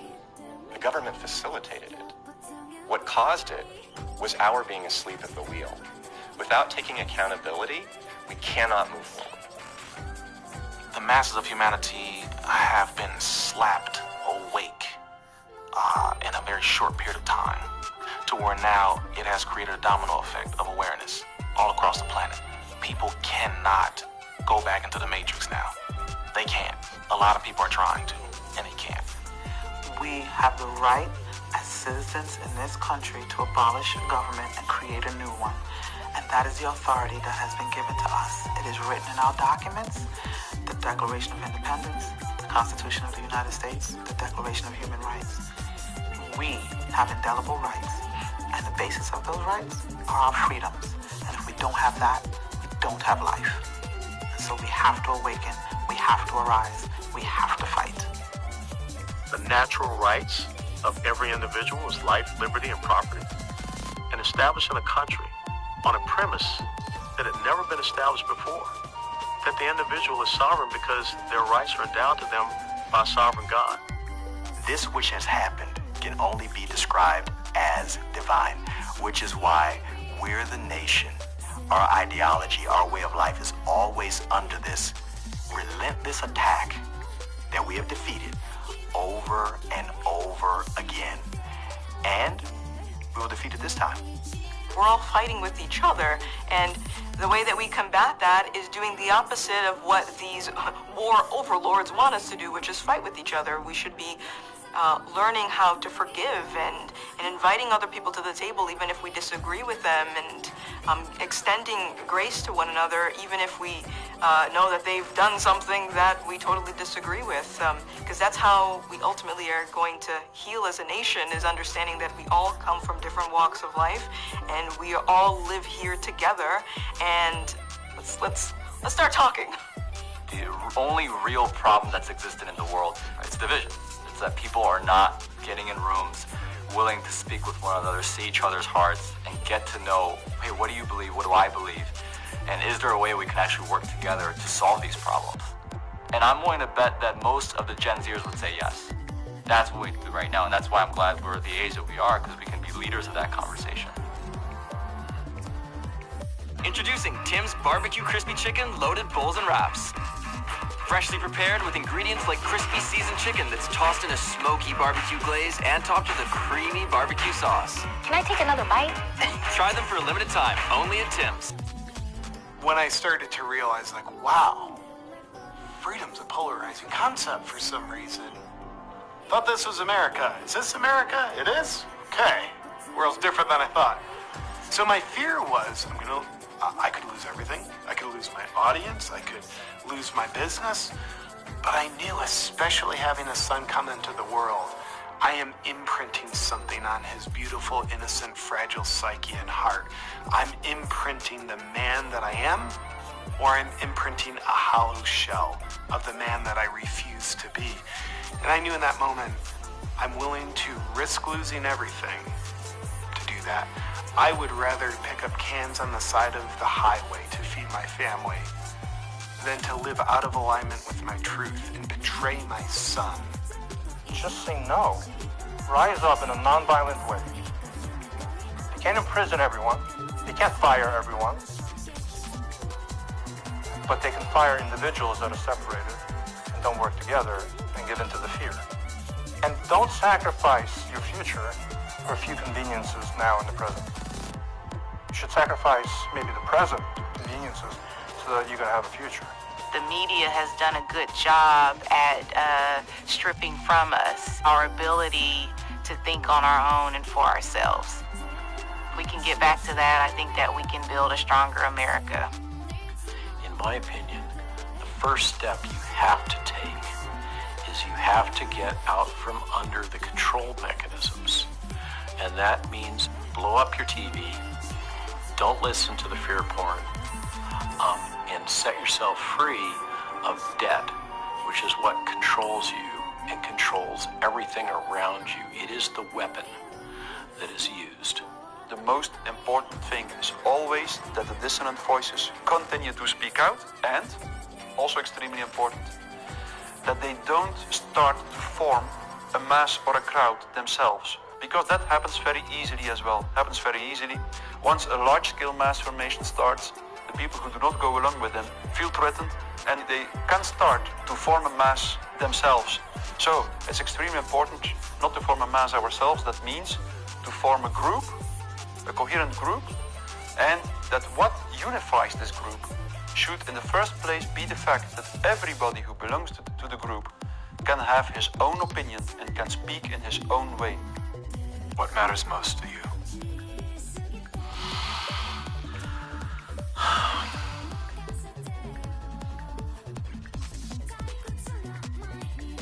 I think what matters most to me is freedom. Freedom. I want as little laws as necessary to keep us from killing each other. I mean, I get it. There's crazy people out there.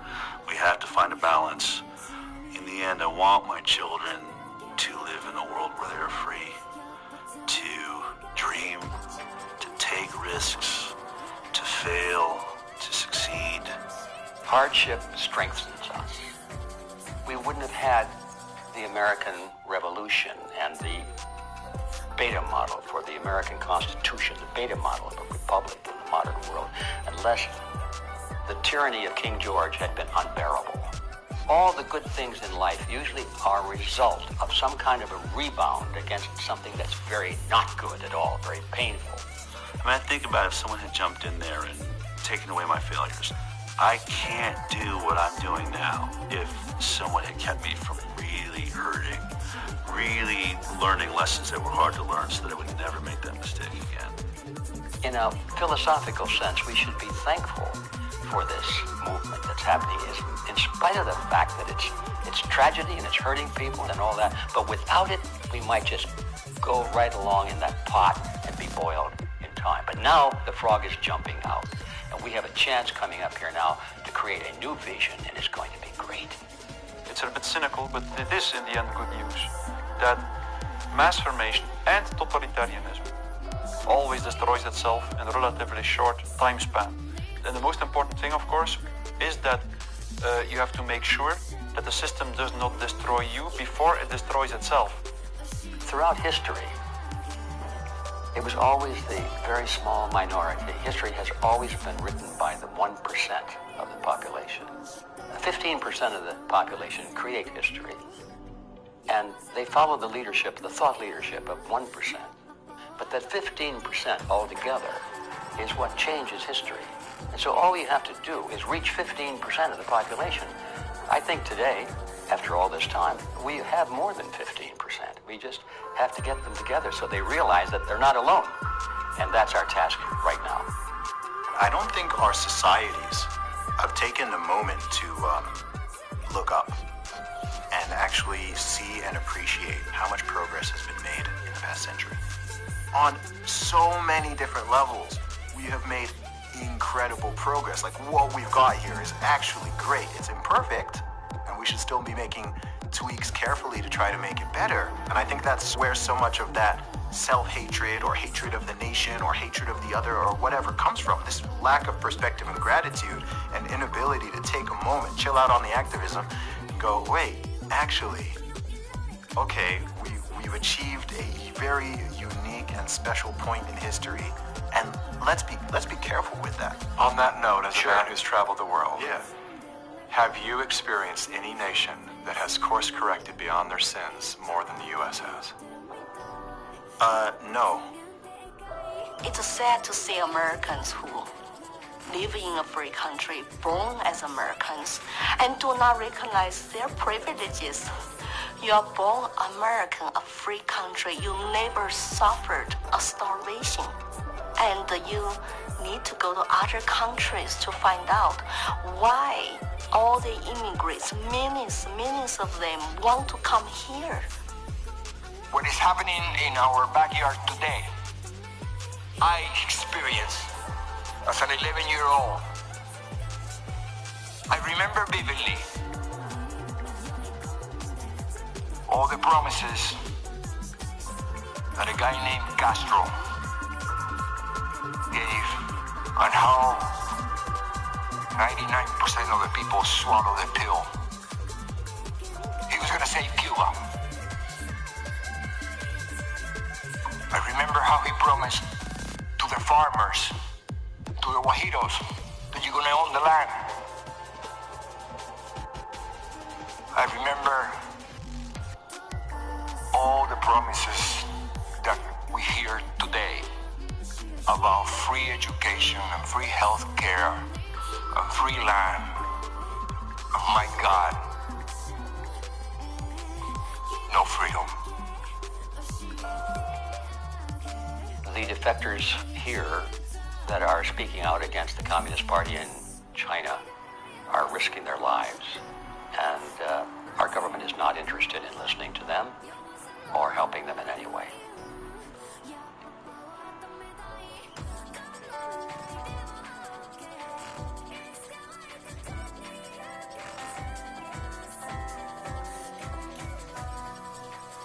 I have been in America for 10 years.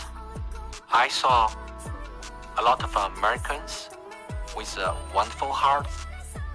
America is a beacon of freedom. I'm happy living in this land to practice my religion and to have a peaceful life. That's my hope. America is last stand on earth for freedom. If we lose this country, the world will be a very dark place. I have 3 children in this country. I want to protect their American dream. So here I am, you know. I've noticed that every time you speak about America, your eyes fill with tears. I do love this country.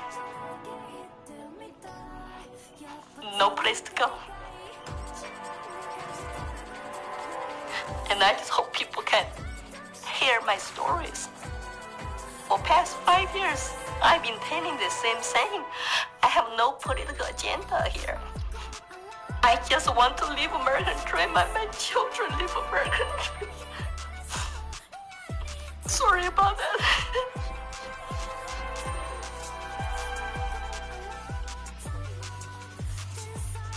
It's time to ask questions.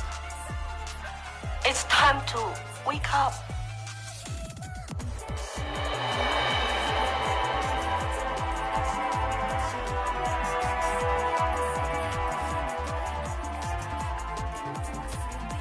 We've been brought together in this moment to face the urgent choice between dehumanization and rehumanization.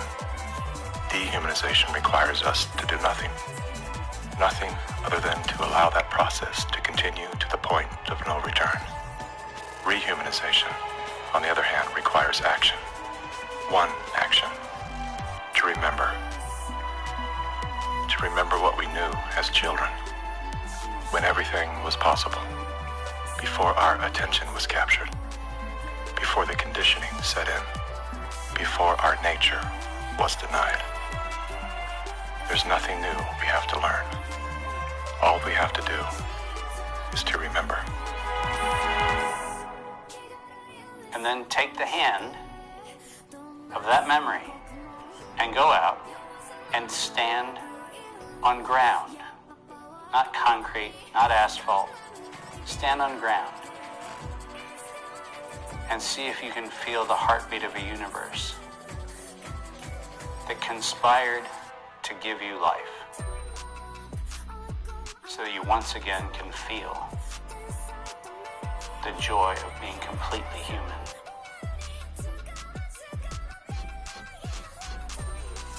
And then never forget that moment.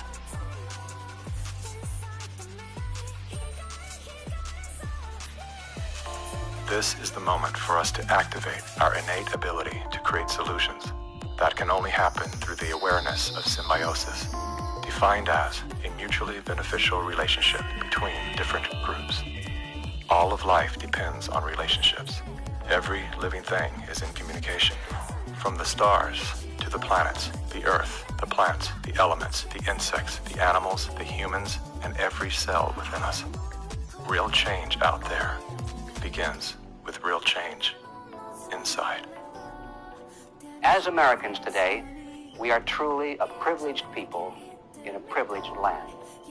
But with our blessings come responsibilities, and with responsibilities come risks. The challenge of our time is that we must accept both the responsibilities of our blessings and the risks involved in defending them for ourselves and for future generations. And we must do this without hesitation if we are to be worthy benefactors of that precious heritage of freedom passed on to us through the epic sacrifices of those who have gone before. Now, that is not flag waving, and it is not cliched patriotism. That's a simple statement of the obligations of citizenship in this glorious land, our land, which with God's help, we shall preserve.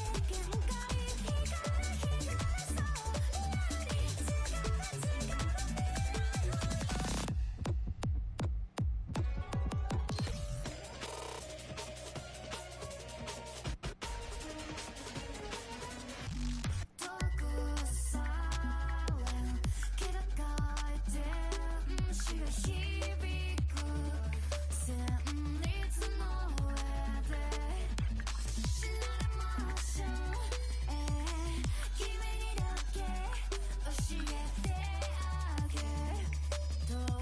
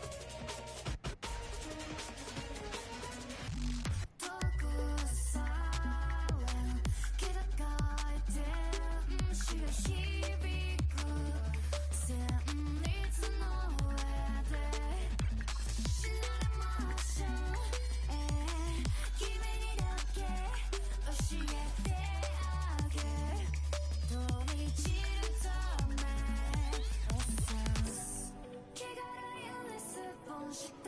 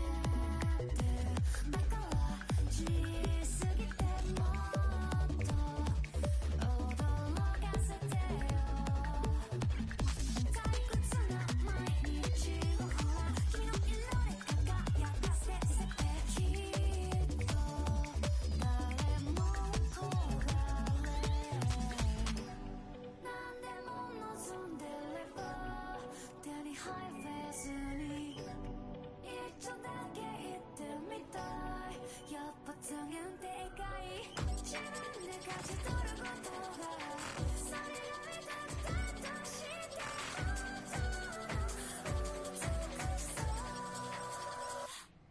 More time up, 어이꿈 알람 time up Dance like the melody 희가해서 리얼리 잠깐만 미래에 More time up, 어이꿈 알람 time up Dance like the melody 희가해서 리얼리 잠깐만 미래에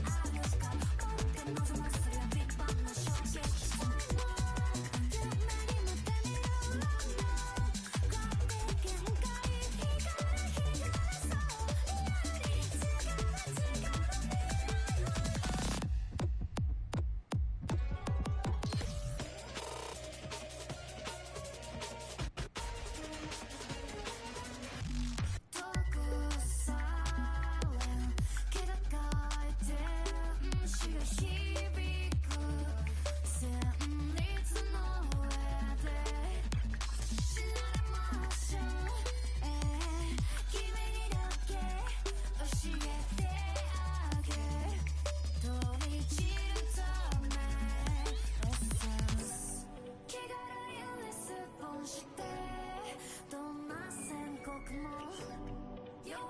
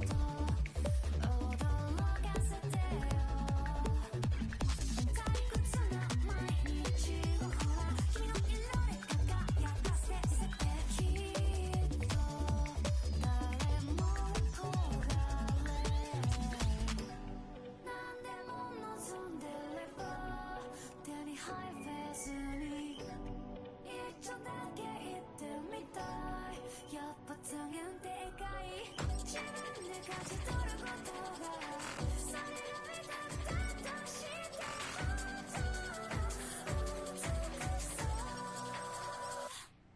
もうタイム追い込むアラームタイム天才止めない光そうリアルにつかむ未来へタイム追い込むアラームタイム天才止めない光そうリアルにつかむ未来へ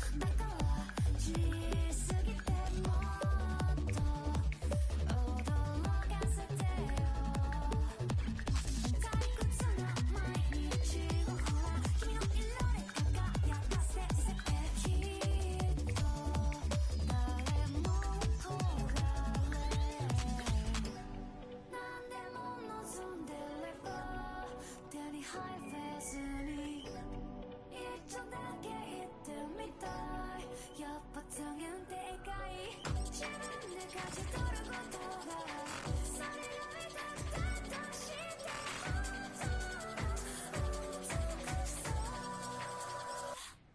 もうタイムアップ追い込むアラームタイムアップ天才止めない光れそうリアルに掴む未来タイムアップ追い込むアラームタイムアップ天才止めない光れそうリアルに掴む未来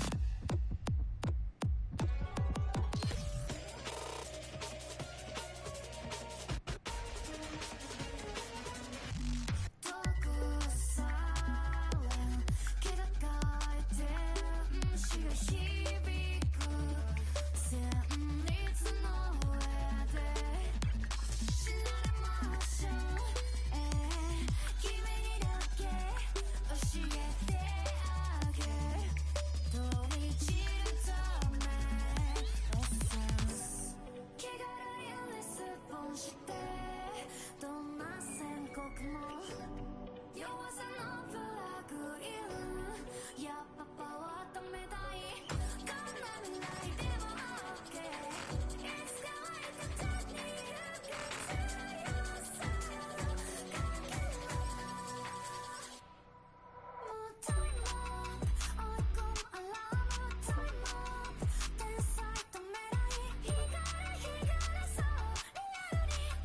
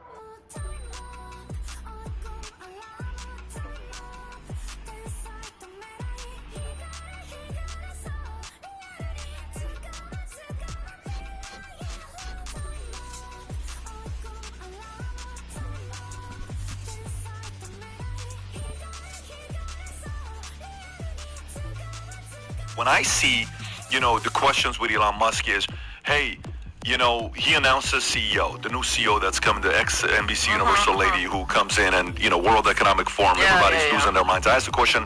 I did a poll the other day on Twitter. Rob, if you pull it up.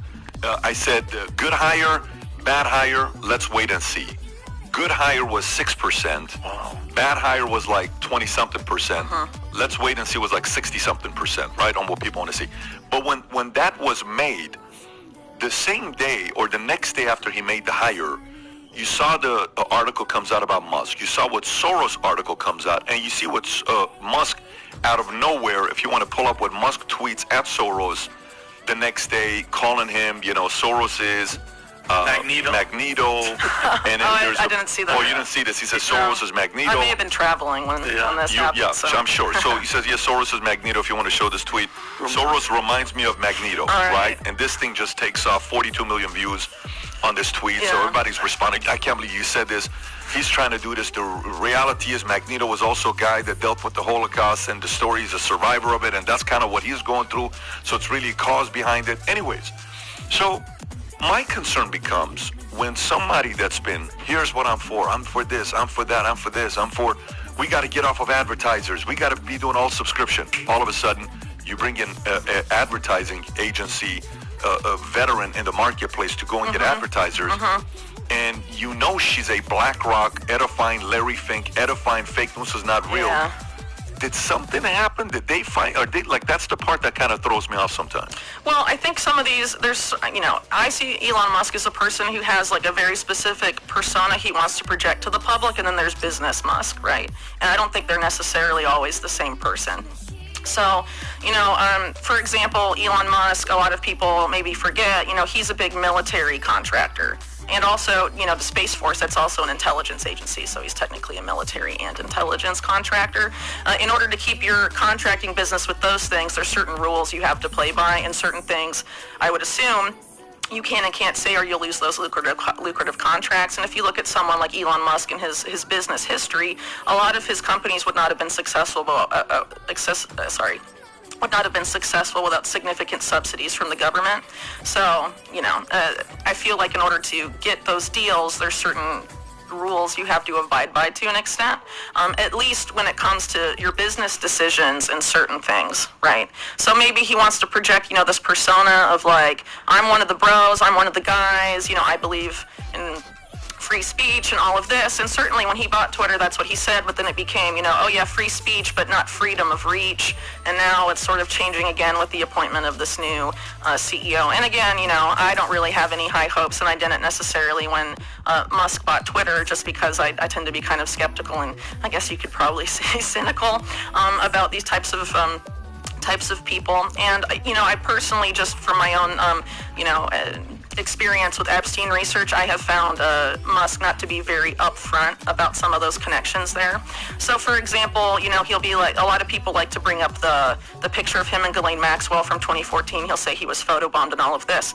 But he won't bring up the fact, well, at least reporters seem to have forgotten that Kimball Musk, his brother, who's on the board of Tesla and SpaceX, was introduced to a member of Epstein's entourage who had dated Epstein and lived at the apartments on 301 66th Street East, where all these traffic girls lived. A girl from there starts dating Kimball Musk, and somehow Epstein is allegedly granted access to SpaceX facilities and tours, and then is allegedly advising Tesla, according to the New York Times reporter James Stewart, who was told by someone else that Epstein was advising Tesla, and then goes before Epstein's 2019 arrest and most of his public infamy, goes and asks him about if the rumors were true, and Epstein says yes. And this is during a time when Musk is saying he's trying to secure capital to take Tesla private, I believe, and this was allegedly involving one of the Saudi wealth funds of the Saudi government. And at that time, Epstein was a very, very close advisor to Mohammed bin Salman, who had recently come to power. And if you remember back to when the Epstein scandal sort of broke in 2019, it wasn't just talking about his townhouse having all these pictures of him and Clinton. There were a lot, probably as much as Clinton, of Epstein with MBS, Mohammed bin Salman. What's the relationship? That's pretty random for a Jewish businessman with maybe ties to the Mossad to be doing business with the Saudi kingdom, MBS? Yes, but Mohammed bin Salman was brought to power in a way that was very uncharacteristic for Saudi Arabia. You know, there it's not father to son hierarchy, right? It's like seniority within the royal family. Usually it's like elderly uncles that become the next crown prince and whatnot. And he was very young, in his 30s, when he came to power.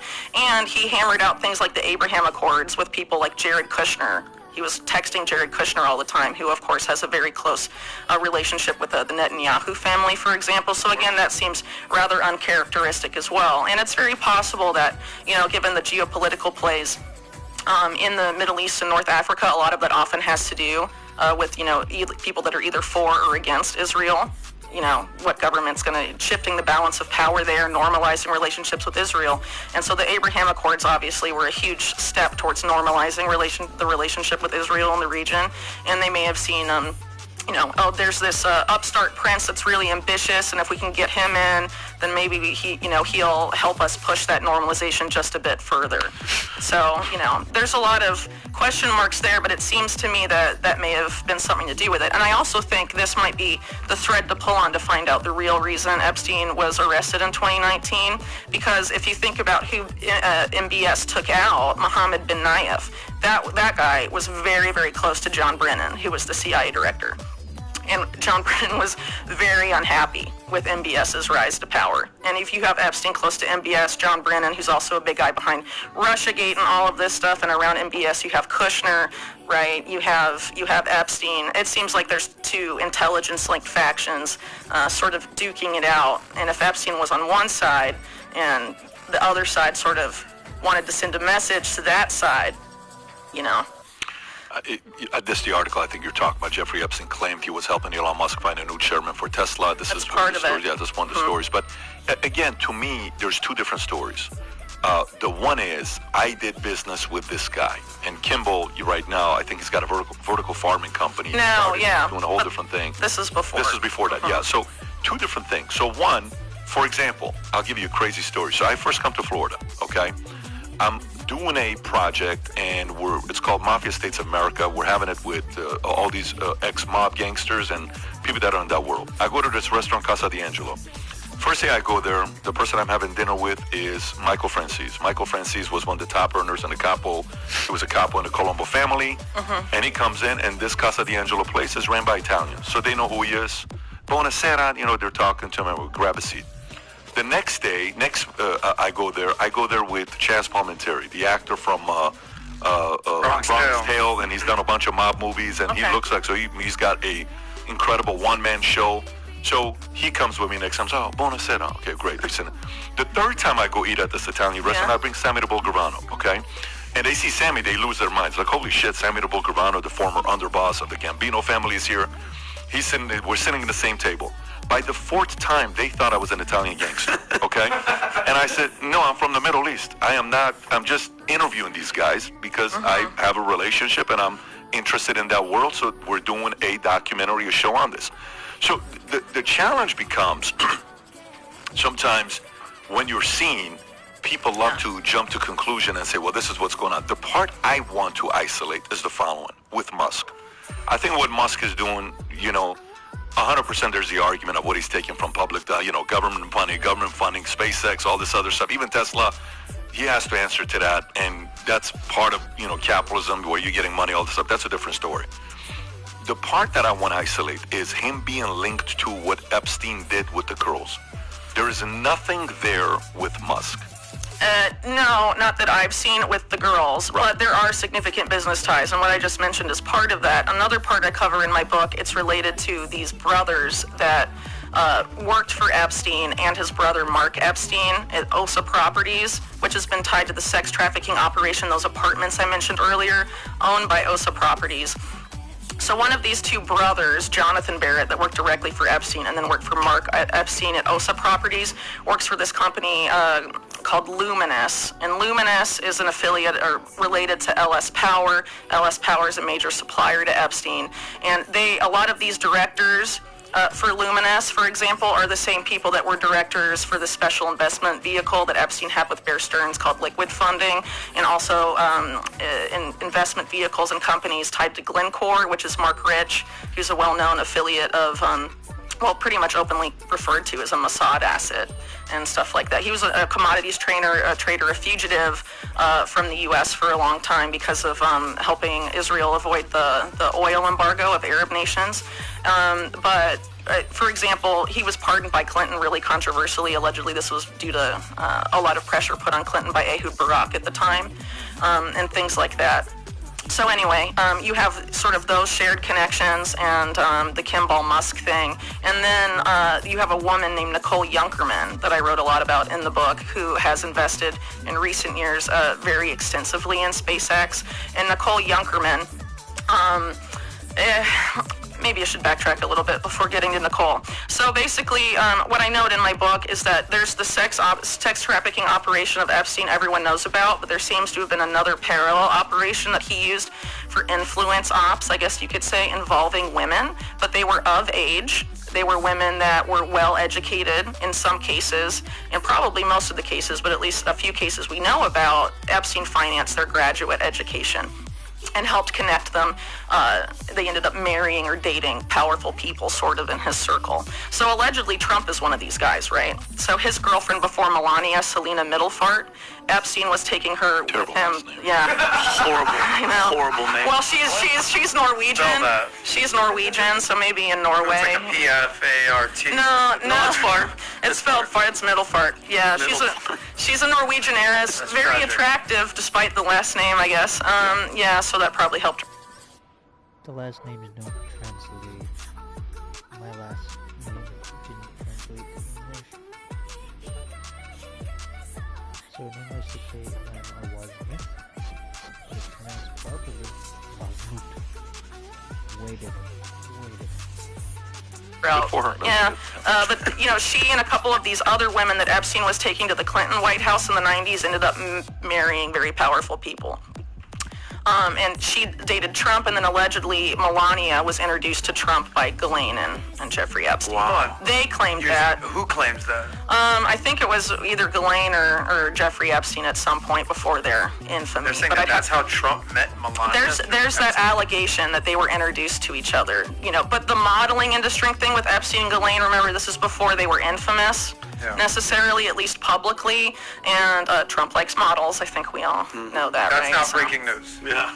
But, I mean, it's not like it was, oh, look, meet Melania, who's underage at the time. Right. It wasn't like that. So, again, you know, if you're trying to secure influence with powerful people and you don't think they're susceptible to your sex blackmail op involving minors, you can be the matchmaker that sets them on the path to marital bliss, right? Because, you know, whoever sets you up with your husband or wife, you might keep contact with for a long time, or if they come to ask for a favor, you might be willing to do so, right? So there's a few other cases where this happened. And one of these women is Melanie Walker, that we can talk about later because she's part of the Bill Gates-Epstein connection. This Junkerman lady, I'm curious. Yeah, so Nicole Junkerman appears to be another one of these women. So she's not an Instagram model? No, but she was a model. She's a former model, and now she is married to some Italian oil billionaire. Right. Very, very wealthy. He's much older than her, I think, by like... I saw that. Yeah. He's 63 or something like that.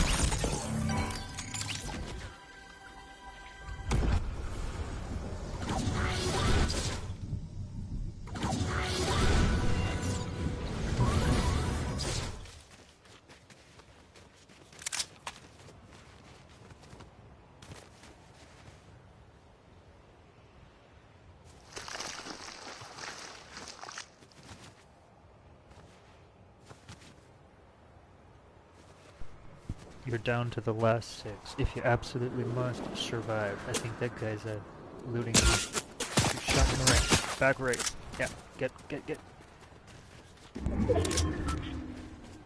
think it's worth it. Go ahead.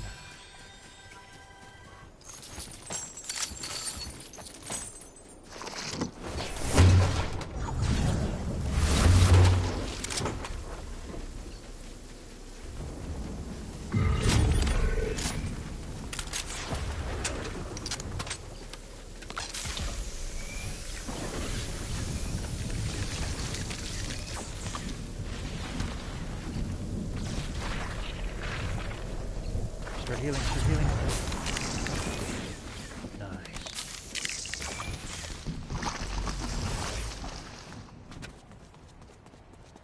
That's a bunker there. Move left up the hill a little bit.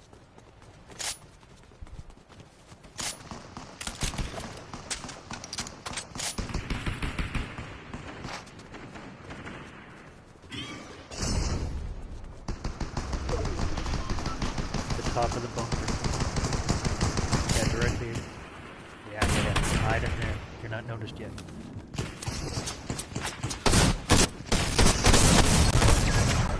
Oh, third floor. Not bad.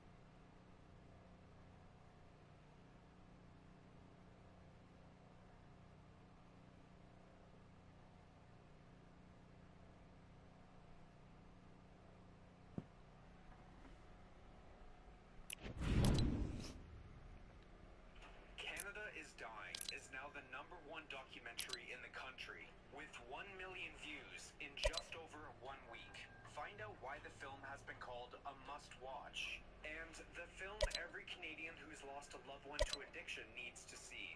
You feel less safe than you used to? Oh yeah, are you kidding? What do you think's causing that? The drug thing where people go into psychosis and stuff.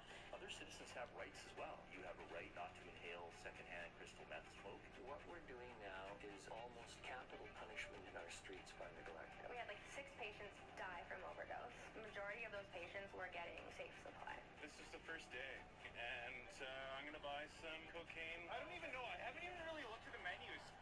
Watch the film everyone is talking about. Watch Canada is Dying now.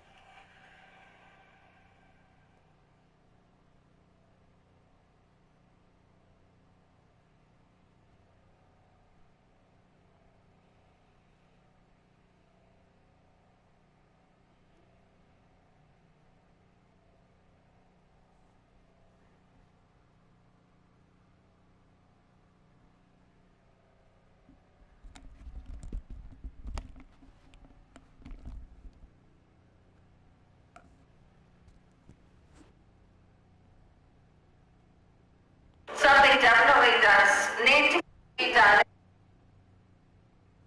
The downtown east side Vancouver is third world. We live in a open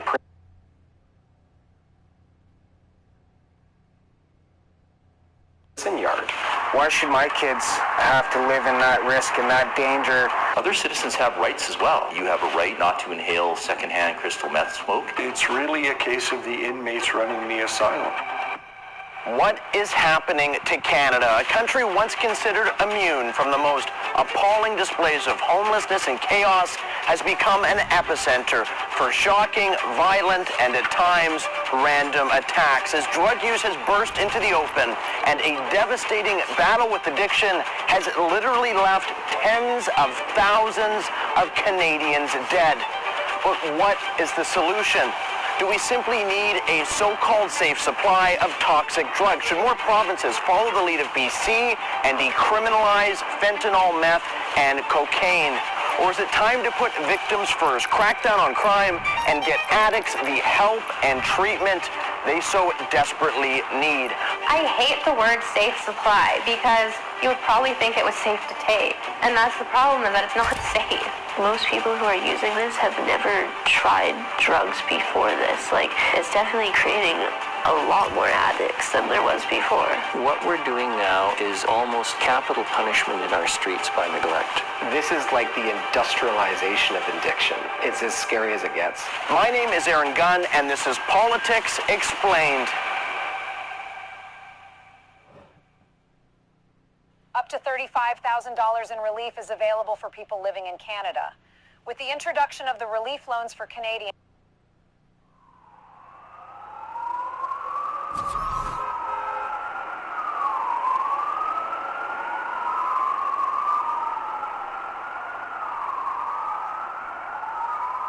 We begin with breaking news tonight. Police say a man stabbed and assaulted at least 4 people, all in a matter of minutes, and they are not sure of the motive.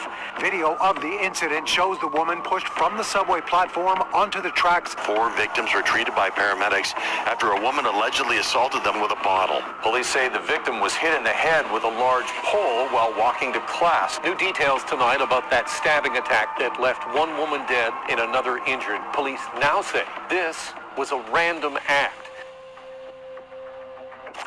Canada is dying.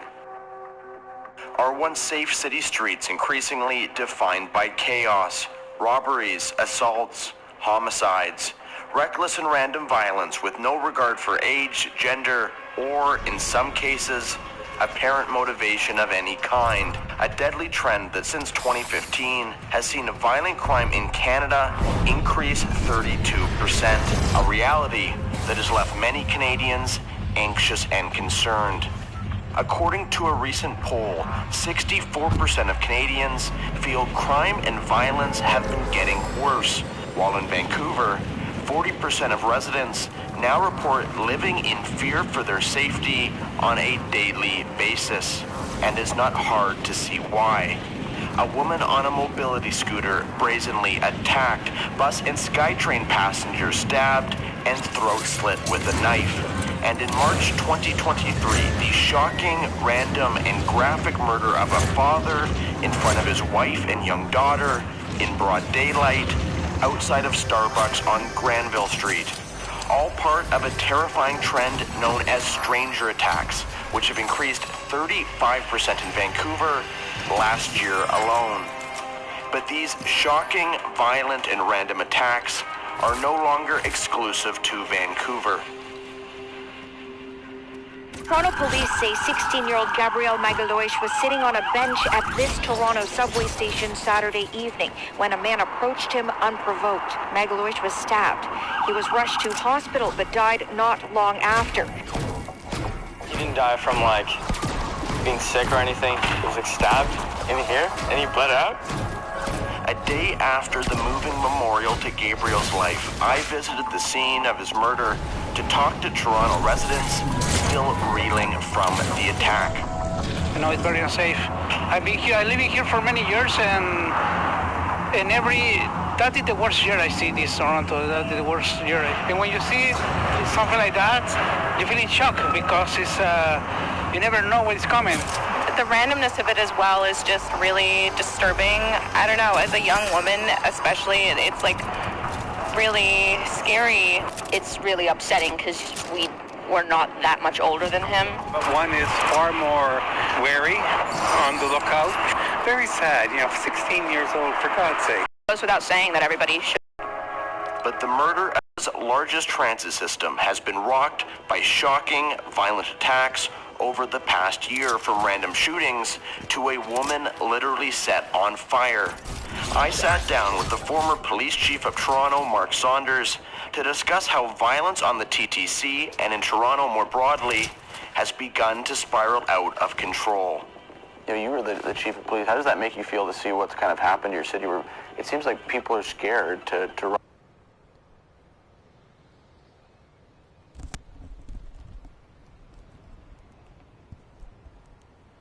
Bullshit, so they throttle my internet now.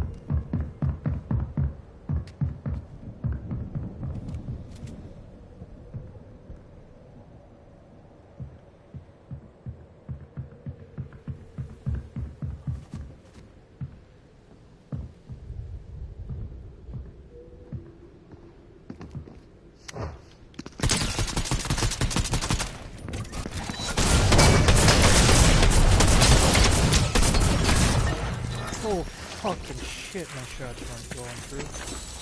Oh, fucking shit. Oops. No.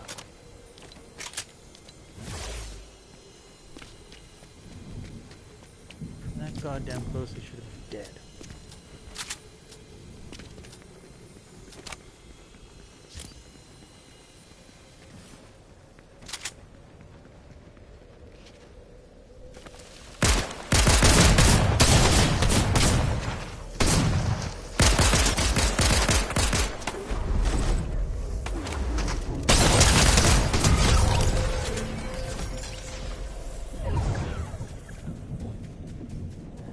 Point blank ate my entire drum shotgun. Bullshit. No one does that.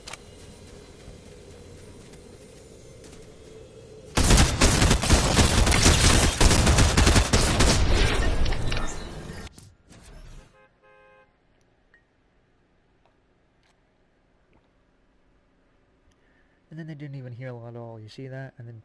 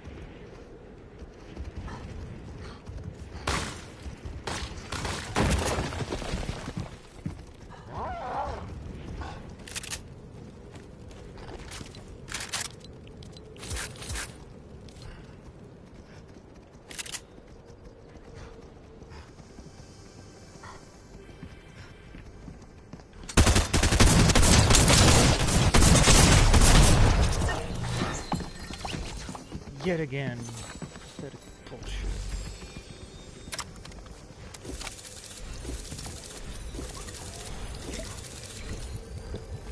This game's fucking rigged. And a whole whack of cheaters.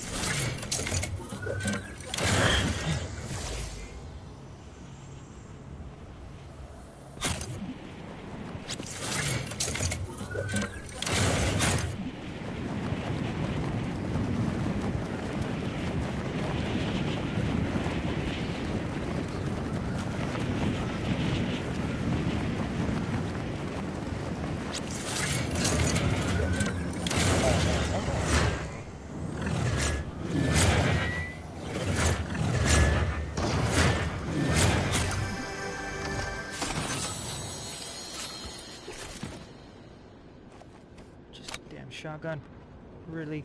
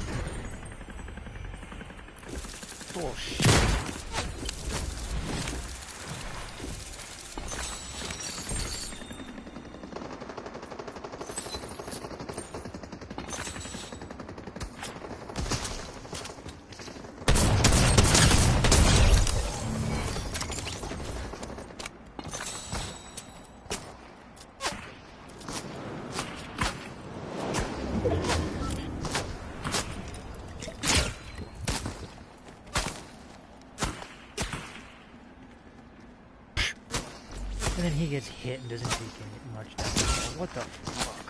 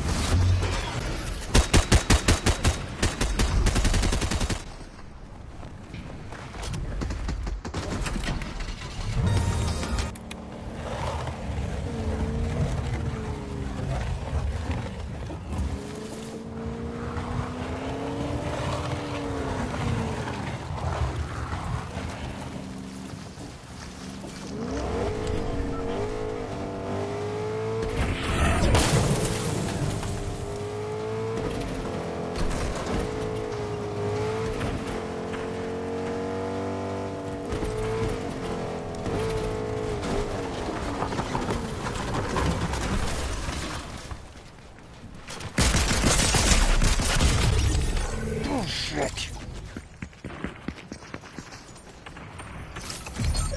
There was no one right there. 0 people. Oh fucking shit.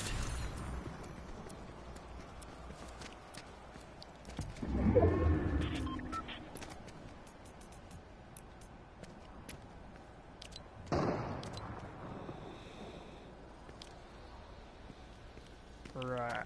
It's hilarious how every time I report someone that's actually cheating, pops up in the top left corner. Which is well, technical jargon that most people wouldn't understand.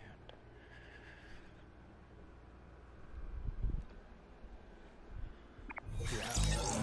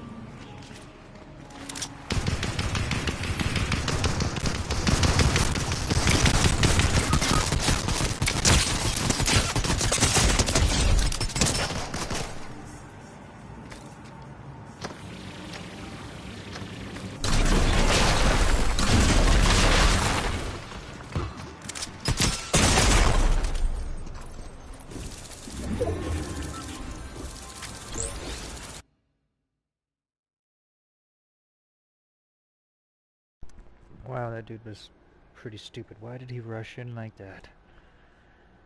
I want my friend on. He's actually a good duo.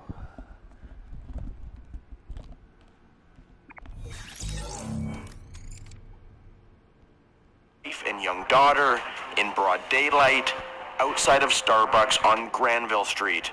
All part of a terrifying trend known as stranger attacks, which have increased in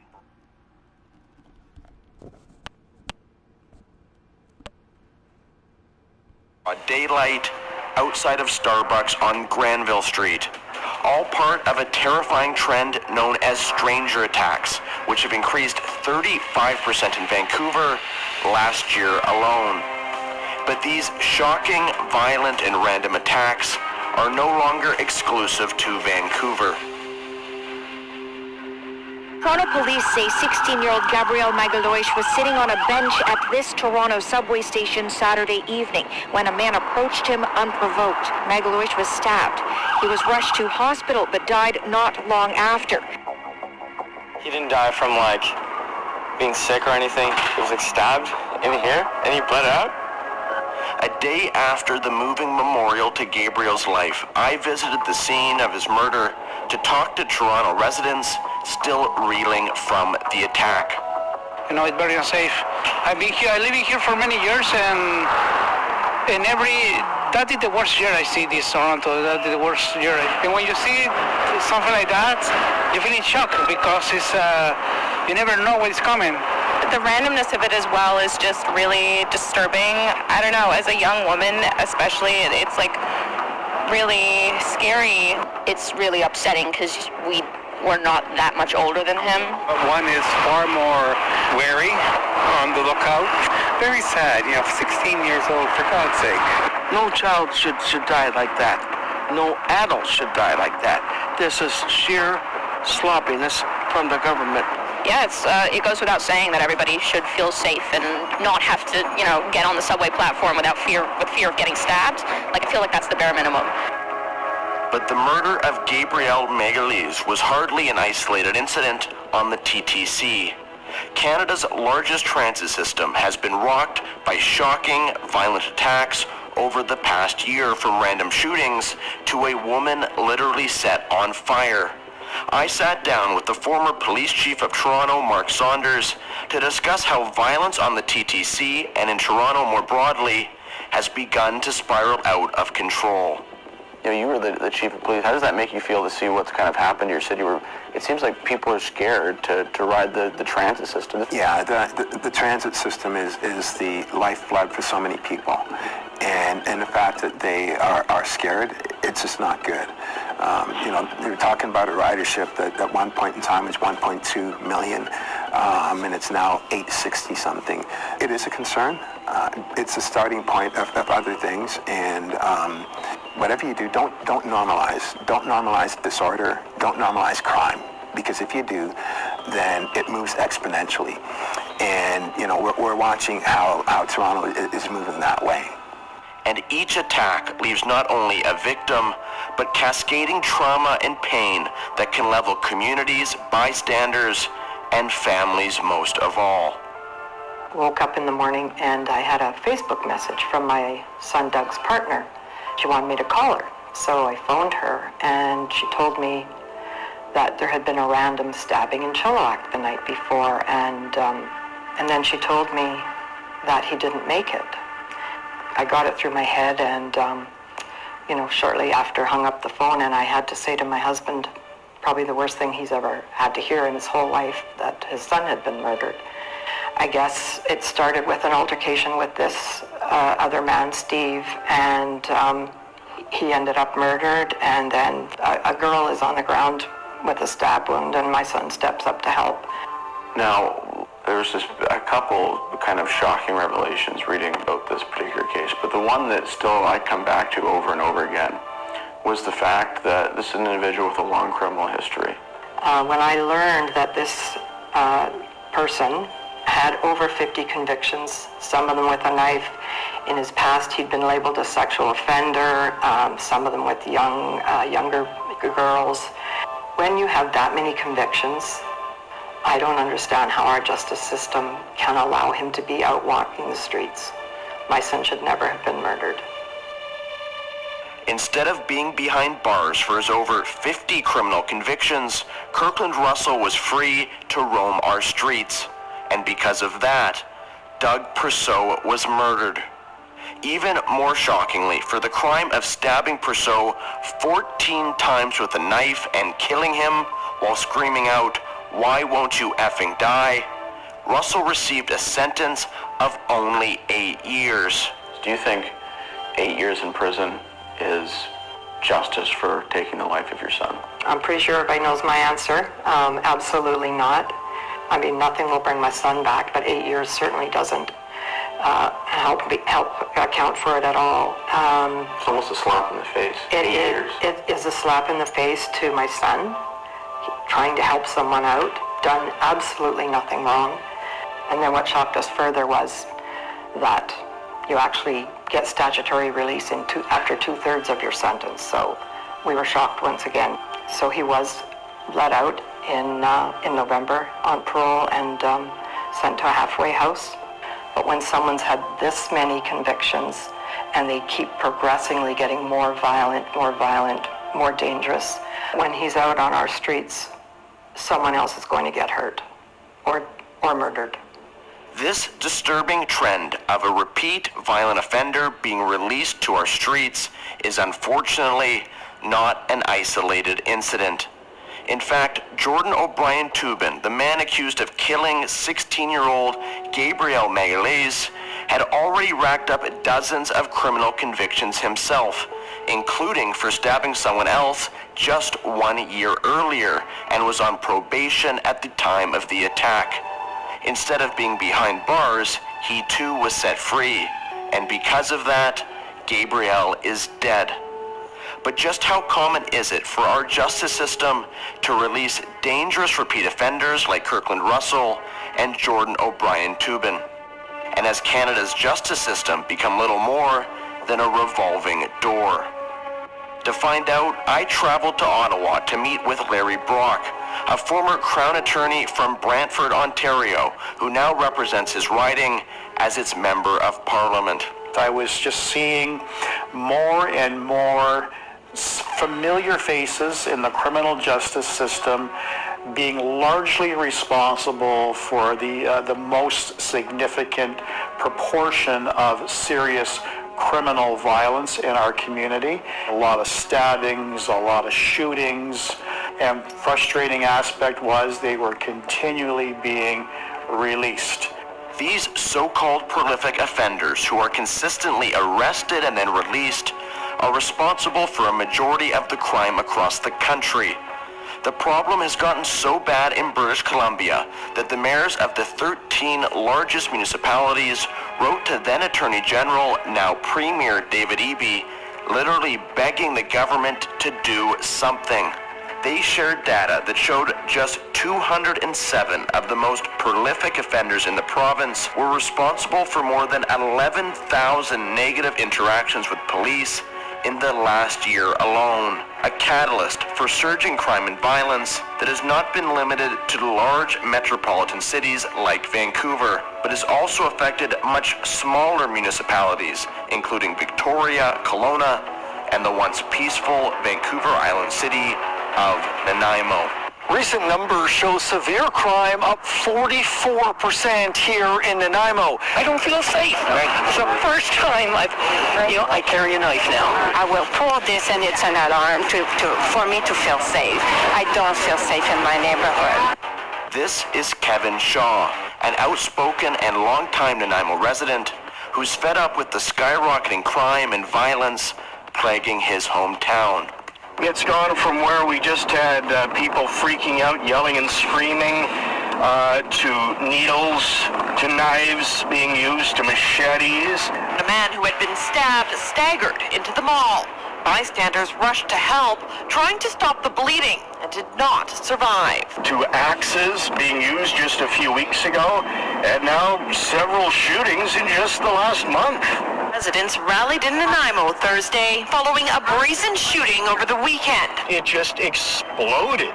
a man came out of nowhere, grabbing her by the throat, and when she screamed for him to get off of her, he proceeded to grab her breasts. Aiden Ty's up here. You don't know who this guy is at this point, just some random guy. Not a clue. As an adult, Ty has been criminally convicted more than 110 times. Then he picked up a paving stone, and then next thing you know, he threw it at my wife, and he hit my wife right here while she was 34 weeks pregnant. We've had a bow and arrow that had a needle on it just a few weeks ago that was going to be aimed at somebody and shot with that needle on the end of it. I saw right over there a guy swinging around a machete. We want to feel safe to come down to our downtown. We don't want to have it taken and run over. If Nanaimo's downtown seems a little quiet, it may be related to how people are feeling about it. Among the downtown residents feeling less safe is Brian Rice. You've been broken into then? Yeah, many times. At one point, it was like literally every 6 weeks. I was having a break-in. If you're struggling to meet your rent payment and somebody steals your kid's bicycle or your kid's bicycles, I mean, it's a bit of a crisis for you. People rarely say, gee, Len, I need the pothole fixed. They immediately want to talk about the street disorder. I use that term to describe all of the things that go on that are disturbing to people. And that is occurring a lot. In this one block area of Victoria Crescent, over the last month, 5 businesses have had their windows smashed. Just last night, right here at that 50s barber shop. And how has this location generally been over those past 16 years? The past 4 or 5 years, it really started to sink down and get really rough. And I've built it up for 16 years, and every little piece of this is a part of my personality. So to see it smashed and stuff all over the floor and stuff is very disheartening. It's just terrible. Security footage captures what police say is a drug-fueled rage in Nanaimo last night. The window was broken at 10 o'clock last night. The police got him because we could identify him. And the cop said he'll be out just after he goes to court in the morning after breakfast.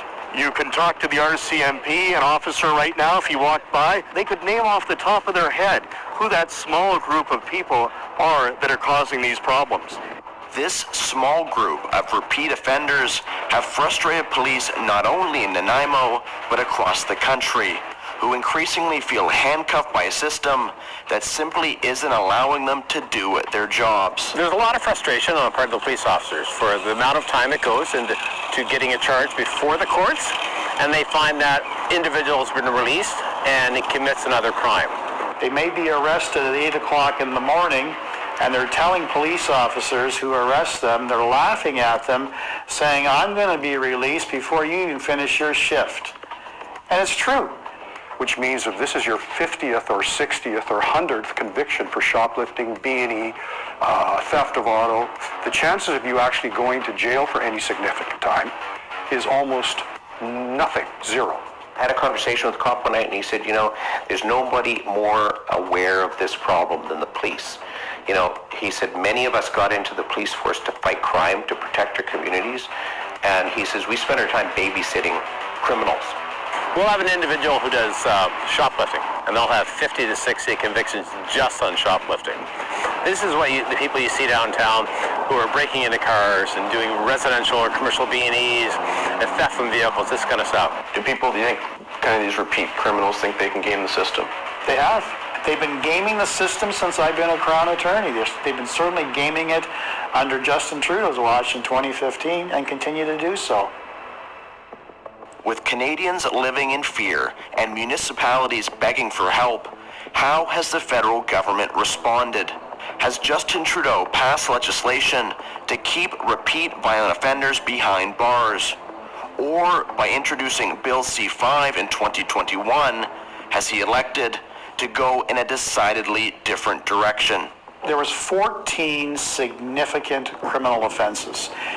Kidnapping, criminal harassment, discharging a weapon in the commission of offense, an armed robbery, trafficking in drugs, such as fentanyl. There were significant mandatory minimum penalties for those offenses. That's what the government took away. Justin Trudeau's Bill C-5, supported by the NDP, received royal assent in 2022, meaning that for the past year, 14 serious offenses carried no minimum sentences at all. But even more controversially has been another piece of legislation, Bill C-75. The Liberal government has tabled Bill C-75. This looks at changing the way that our courts work with the goal of getting to more cases faster and perhaps making the process less prone to discrimination. The federal government brought in a bill, I think it was 2019, called Bill C-75. And in C-75, quite simply, it lowered the bar when it comes to judicial interim release. So made it easier for violent or repeat offenders to get bail. Is that right. Bill 75 was a bill that changed the nature of the criminal justice system. Judges were sort of dictated to consider release as the opening position for any individual, regardless of circumstance, regardless of the offense, regardless of the criminal record of the offender. It shackled the discretion of judges. It emphasized to Crown attorneys that we need to focus on releasing the accused. I love being a Vancouver police officer. I don't know if I could do this job today because I'm sure I would find it way too frustrating. So if you're taking a shoplifter and you've arrested this person 3 times or 4 times, and you learn that they've got 150 previous convictions, and you're filling out this report that takes you 2 hours, knowing when you're writing it, it's going to go to Crown, he's going to get bail, he's going to be out or she's going to be out in a matter of hours, and they're going to go back and do the same thing, possibly at the same store. So there is a frustration factor because you don't ever get ahead of things because the system doesn't allow you to prevent this occurring again. And it isn't just thieves, vandals, and other petty criminals that have been receiving bail en masse since the passage of the bill. In the past 3 years, individuals arrested for violent offenses who were then subsequently released were involved in 26 homicides and more than 2,100 assaults in the city of Edmonton alone, while in Windsor, violent crimes committed by those out on bail have increased by more than 400%. Since its passage and some of the bail reform, we've seen some very high-profile crimes, murders being committed by people out on bail. I believe the individual that killed the OPP officer was on bail. That individual ought to have been detained in custody, should have remained in custody. That was a completely avoidable tragedy, in my view. There are some members of the community that shouldn't have the right to be out. They're just so highly violent. Their history shows that when they're released, they are going to commit serious violence towards the community. And by ignoring it, you're putting communities in harm's way. To illustrate just how incomprehensible the situation has become, data from British Columbia shows that since the introduction of Bill C-75, judges even granted bail 75% of the time to individuals charged with committing a violent offense who were already out on bail for another criminal charge. The kind of brazen insanity that solicited the rare, nonpartisan rebuke from all 13 provincial and territorial premiers in the country in the form of a signed letter demanding changes addressed to Prime Minister Trudeau. But a closer look at cop killer Randall Mackenzie's bail application shows something else equally troubling. The judge acknowledged Mackenzie's record of violent crime, but decided to release him anyways due to his Indigenous identity. Part of a growing and controversial trend in Canada's justice system to weigh ethnicity and skin color against concerns of public safety.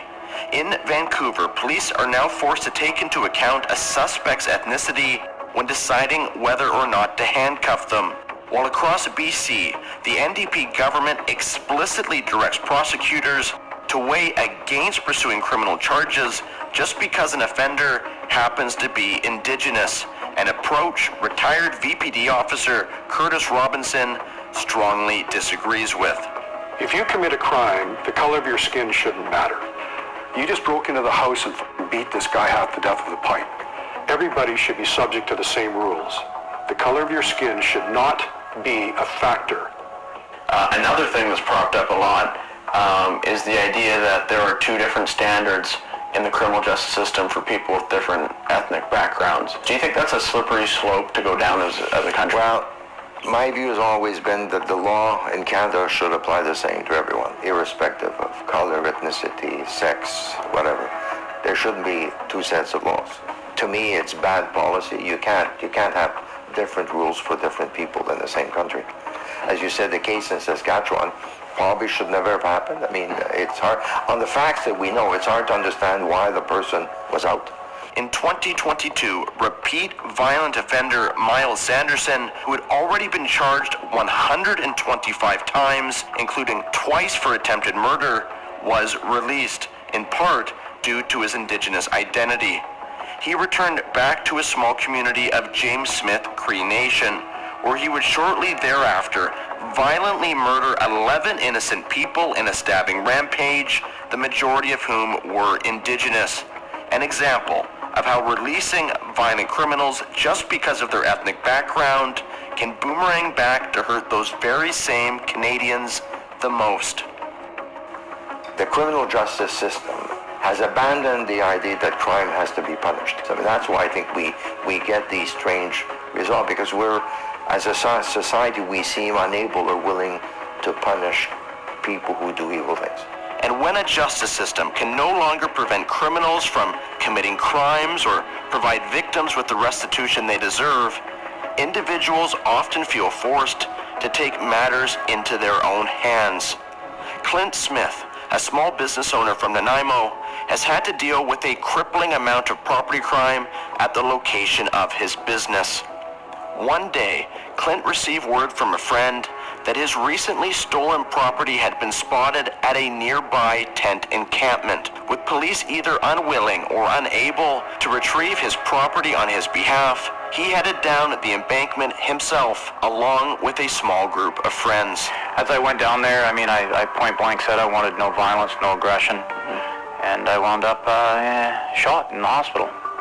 And yeah, so that part, if you feel comfortable talking about it, obviously at some point a gun came out from one of these individuals. Three different guns. Three different guns. Yeah, one was a pellet gun, one was a .22 rifle. You were shot with a .22? I was shot with a .22. There was a lot of .22 shots flying around all over the place. The biggest failure as a father and biggest regret as a family man is what I put my wife and my son through.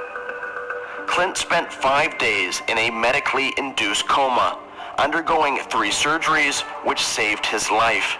But 4 days later, after Clint woke up, his attacker had already been released on bail, and Craig Edwards Truckle, who had inexplicably only been charged with pointing a firearm, added another offense to his already lengthy criminal record.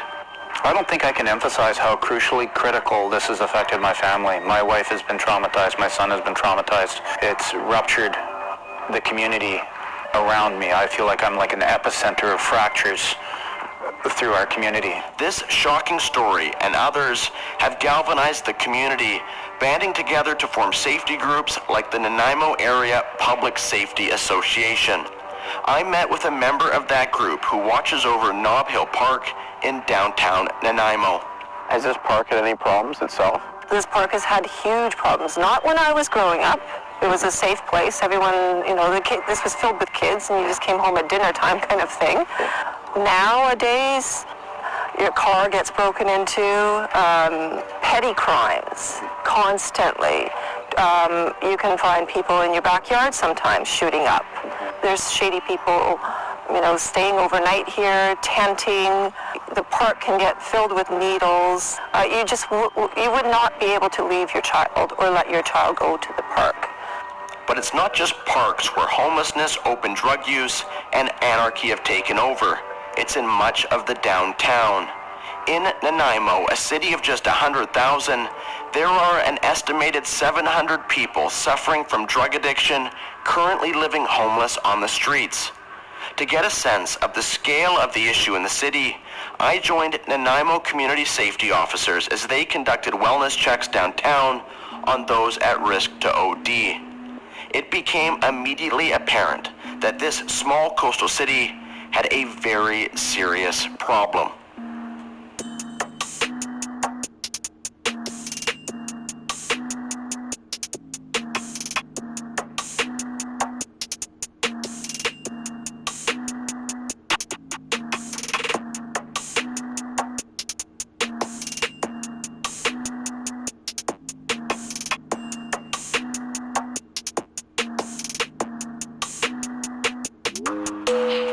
how much worse has kind of the drug and addiction gotten in Nanaimo compared to when you were growing up here?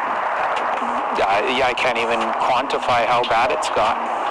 But it's bad, you know. Like I say, I'm born and raised here, and this is the worst I've seen the streets. And this right now, just to explain what's happening, you guys do this is a wellness check? Yeah, just a wellness check. So make sure people are okay. You know, do they need to be connected with our island health partners for a wound care?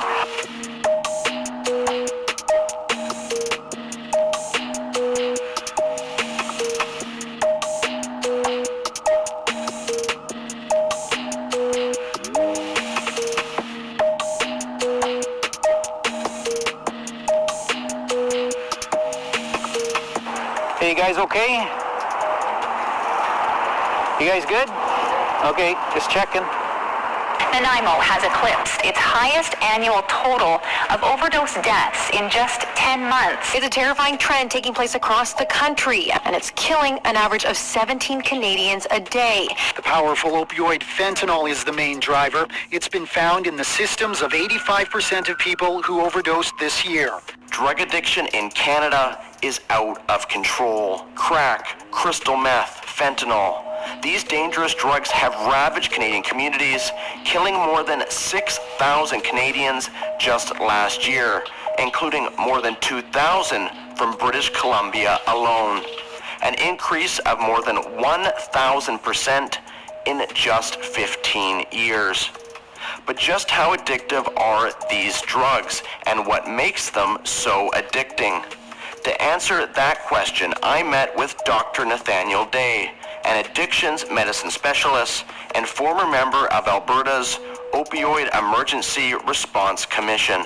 Opioid addiction is such a terrible affliction. Like if you and I were evil and we were trying to mess up people's lives using a drug, an opioid's the perfect drug to do that with. If you take the same dose that makes you high today for about 5 or 6 days, that dose will not make you high in that same way after that 5 or 6 days. And you'll need more.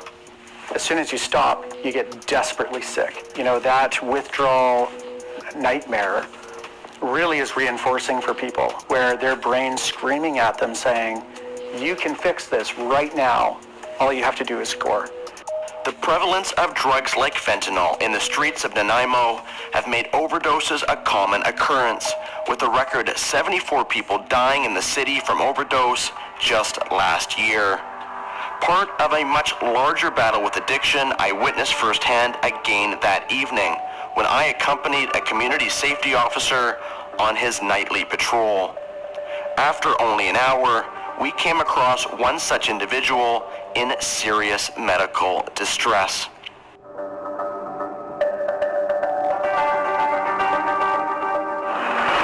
For ambulance, please. Thank you.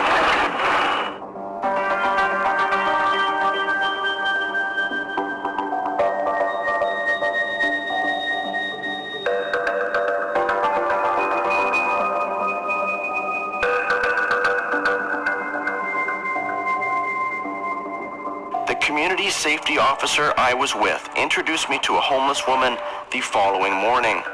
I wanted to know how the streets had changed since the opioid epidemic had spiraled out of control. The opiate epidemic, I mean, you obviously have a front row seat to being Nanaimo and homeless, like most affected communities, and over 2,000 people died last year in BC from overdose. Yes. Have you seen that also been getting worse? I didn't even know what an overdose really was. I had never seen it until I was on the streets.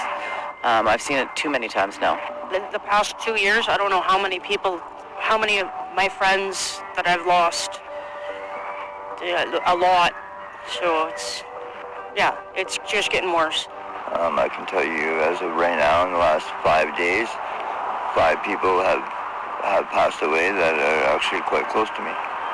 I had a good friend of mine who overdosed in the forest here just last night, actually. Do you have a problem with the addiction of anything or alcohol? Yeah, fentanyl for sure. Yeah. Is there a reason why you prefer kind of the forest than the streets? Not that many people come into the forest, especially at night. It's not as safe at night as it used to be.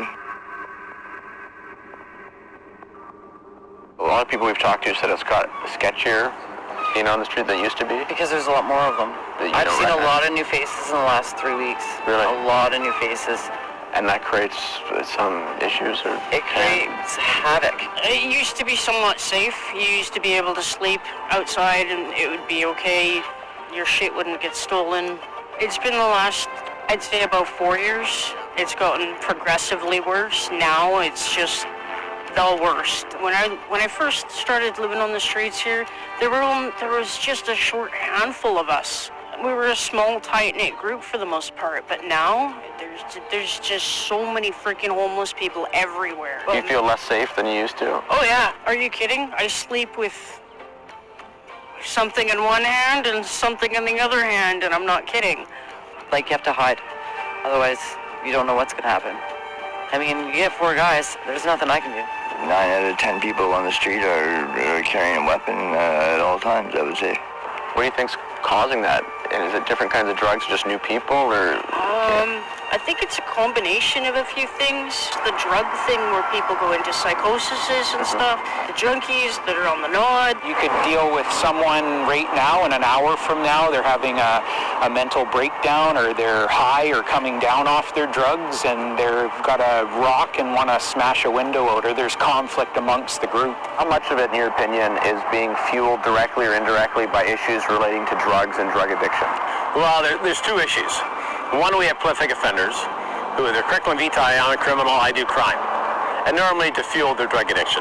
Then we have issues in the community where people who have drug addictions, they have mental health issues that are unchecked. Those are the ones that are causing real concern. Those are the ones where we see these sporadic incidents of violence, where they're fixated on a window and they break it, or they'll randomly assault somebody in a community.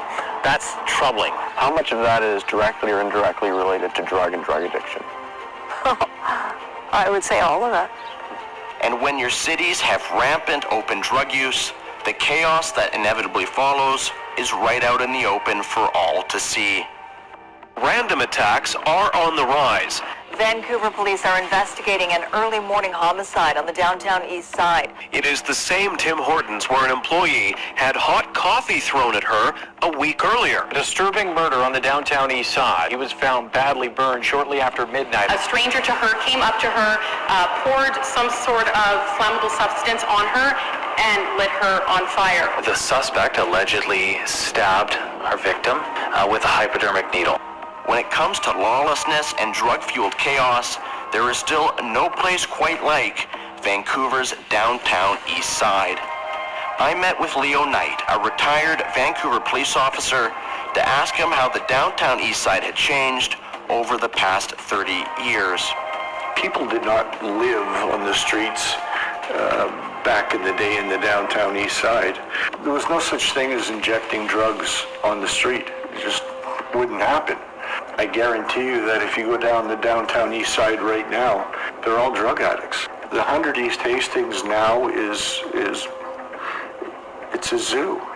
It's the largest open-air drug bazaar in the world.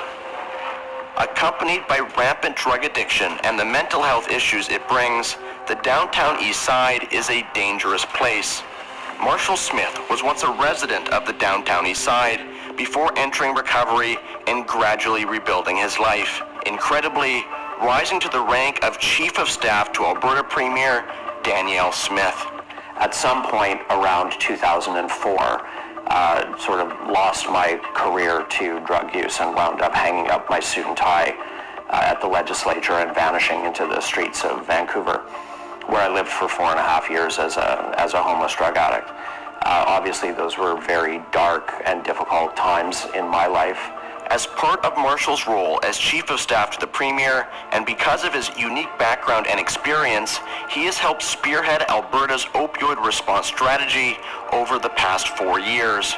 A strategy that differs significantly from the one being pursued by David Eby in British Columbia and supported by Justin Trudeau.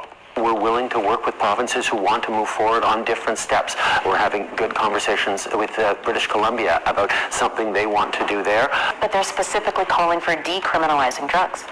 Yes, they are. And we are looking at where to do that. British Columbia is looking about that, talking with that, and we are working with them to see how we can move forward with them in the right way.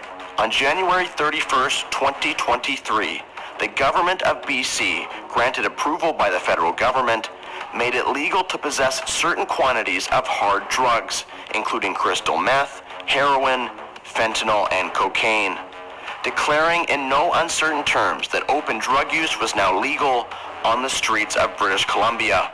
And the results were immediate and available for all to see.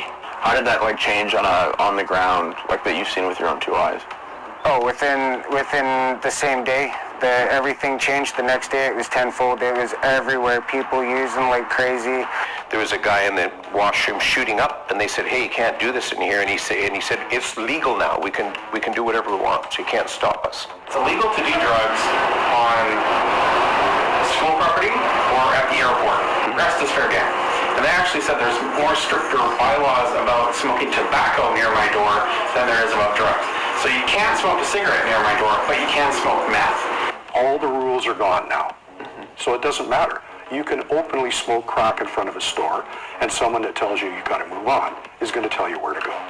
Is it easier to ticket or dissuade someone from drinking alcohol openly in public than using some of these other substances? Well, we can actually do something. When somebody's drinking in public, we can issue a ticket for, I think it's $230 for consuming in public.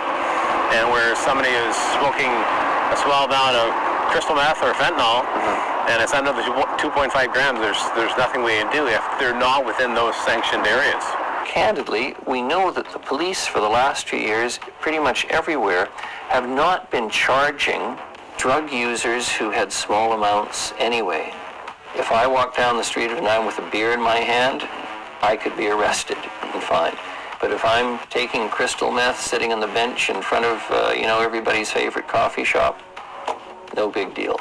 It's that kind of approach. And again, as I understand the concept, but I must say, just as a human being and a citizen, it ain't saleable politically. It doesn't make sense. And no one honestly believes it's going to reduce the number of deaths from the toxic drug supply. The only thing that does is empower the drug dealers and empower the gangs. Basically what you're doing is you're giving them the ability to have under the legal limit, and that they just have to do extra runs for the drugs. But if police weren't arresting drug users for possession, why did Trudeau and the BC government push ahead with their plan to decriminalize drugs? Well, in their words, it's all part of their plan to destigmatize drug use across Canada, believing that this will somehow entice more drug users to seek treatment and recovery. Through this exemption, we will be able to reduce the stigma, the fear and shame that keep people who use drugs silent about their use. But is that actually true? My experience is that people who are struggling with addiction don't really care about the stigma associated with possessing drugs or using drugs. There is a certain narrative that if you say that's stigmatizing, one is supposed to inherently apologize. I should approve of everything.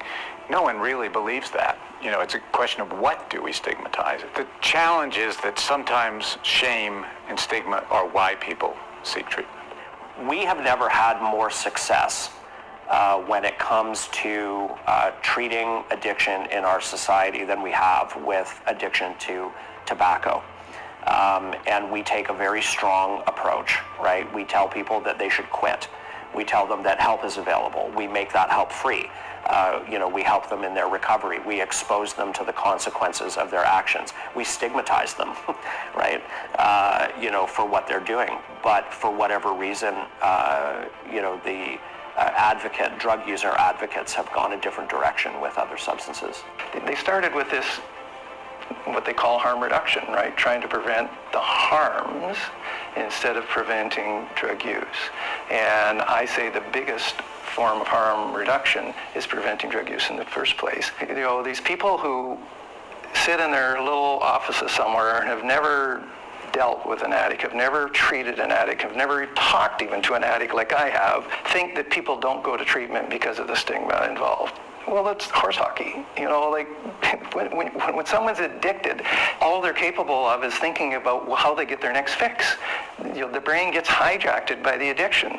Harm reduction is like throwing in a life preserver, but leaving them in the river.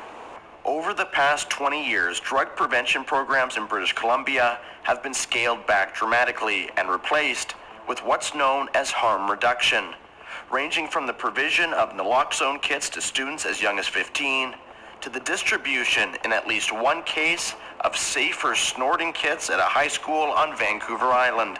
But in truth, these so-called harm reduction policies from government, along with decriminalization, are only just the beginning. Their real objective is something else entirely.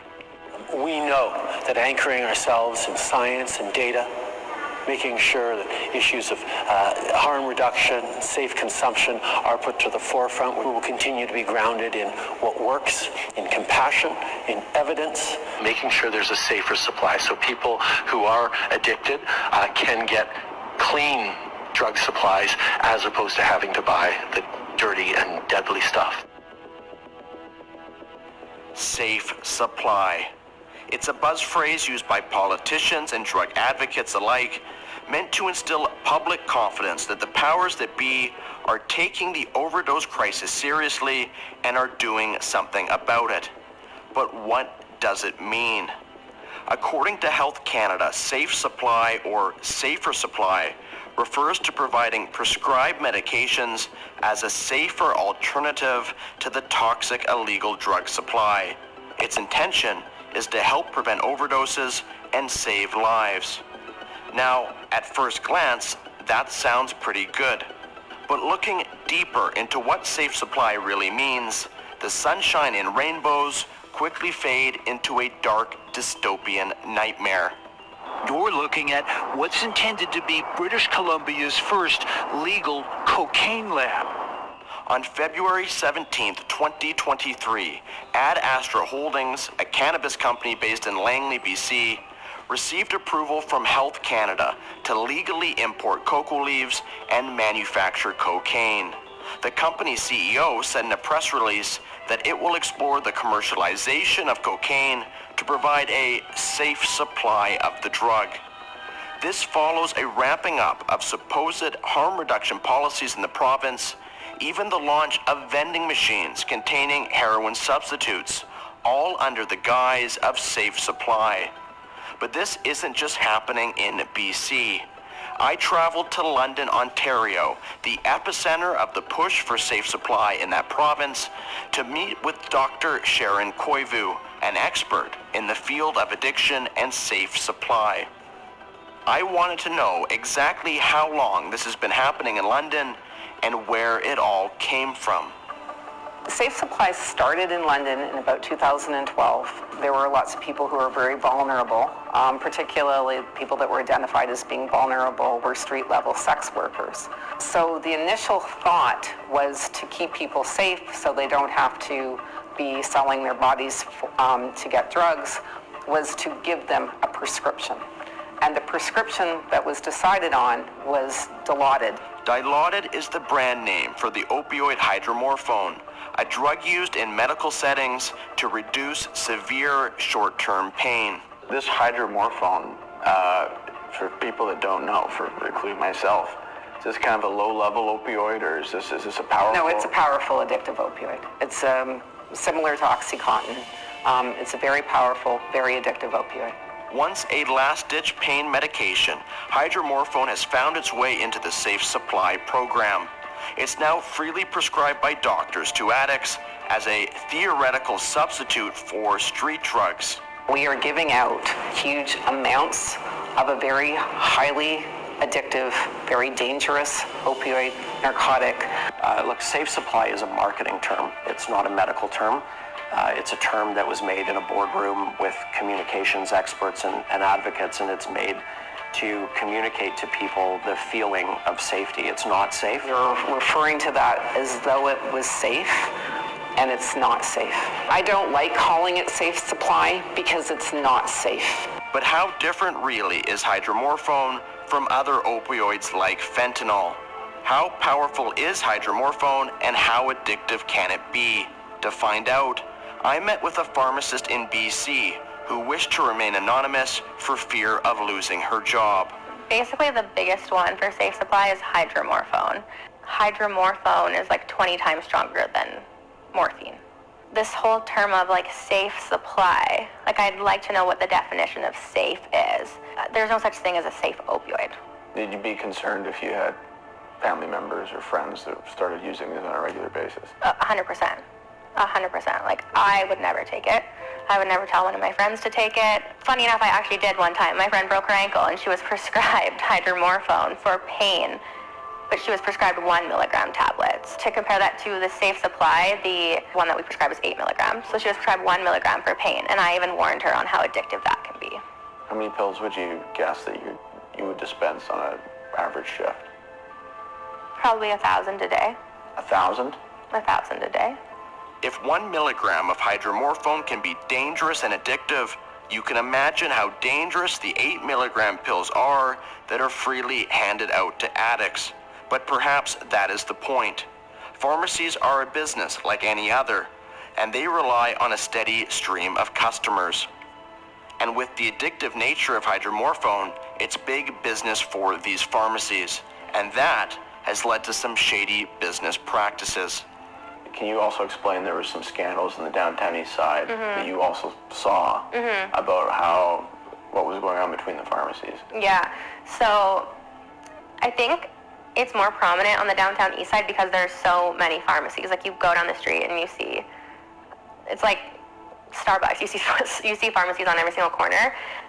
But when you're somewhere like Vancouver where there's so many different pharmacies, it's like, what makes a patient want to choose this pharmacy or the other pharmacy, right?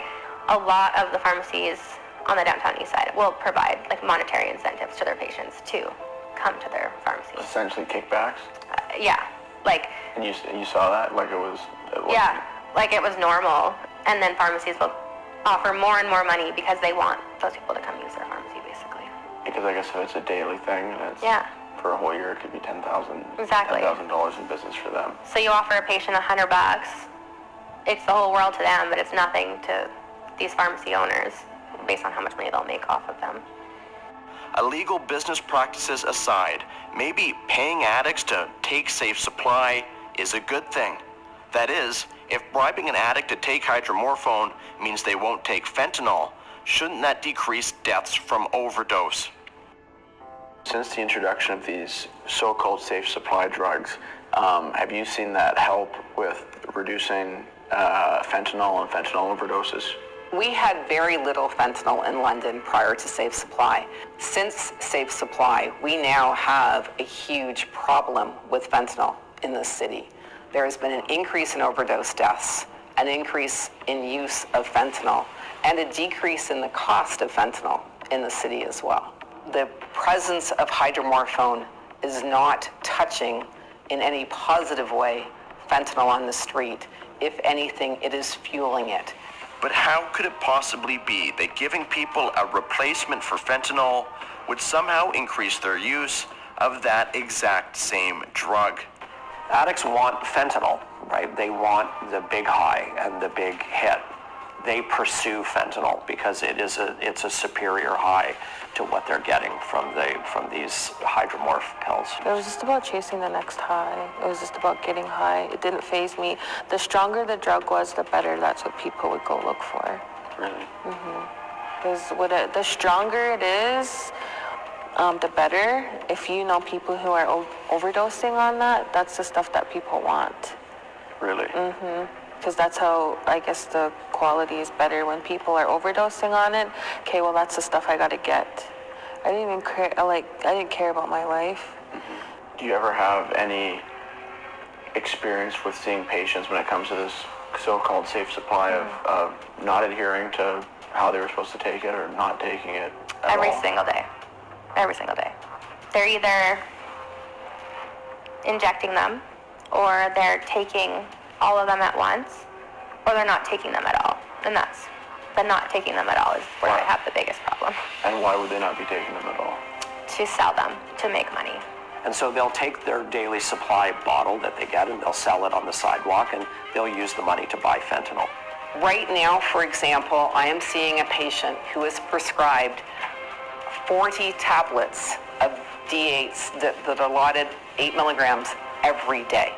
We have her on 9 in a day. That means she is likely selling 31 of the 40 pills that she is prescribed. What many Canadians might not understand about Safe Supply is that most addicts don't want to take the prescribed drugs like hydromorphone.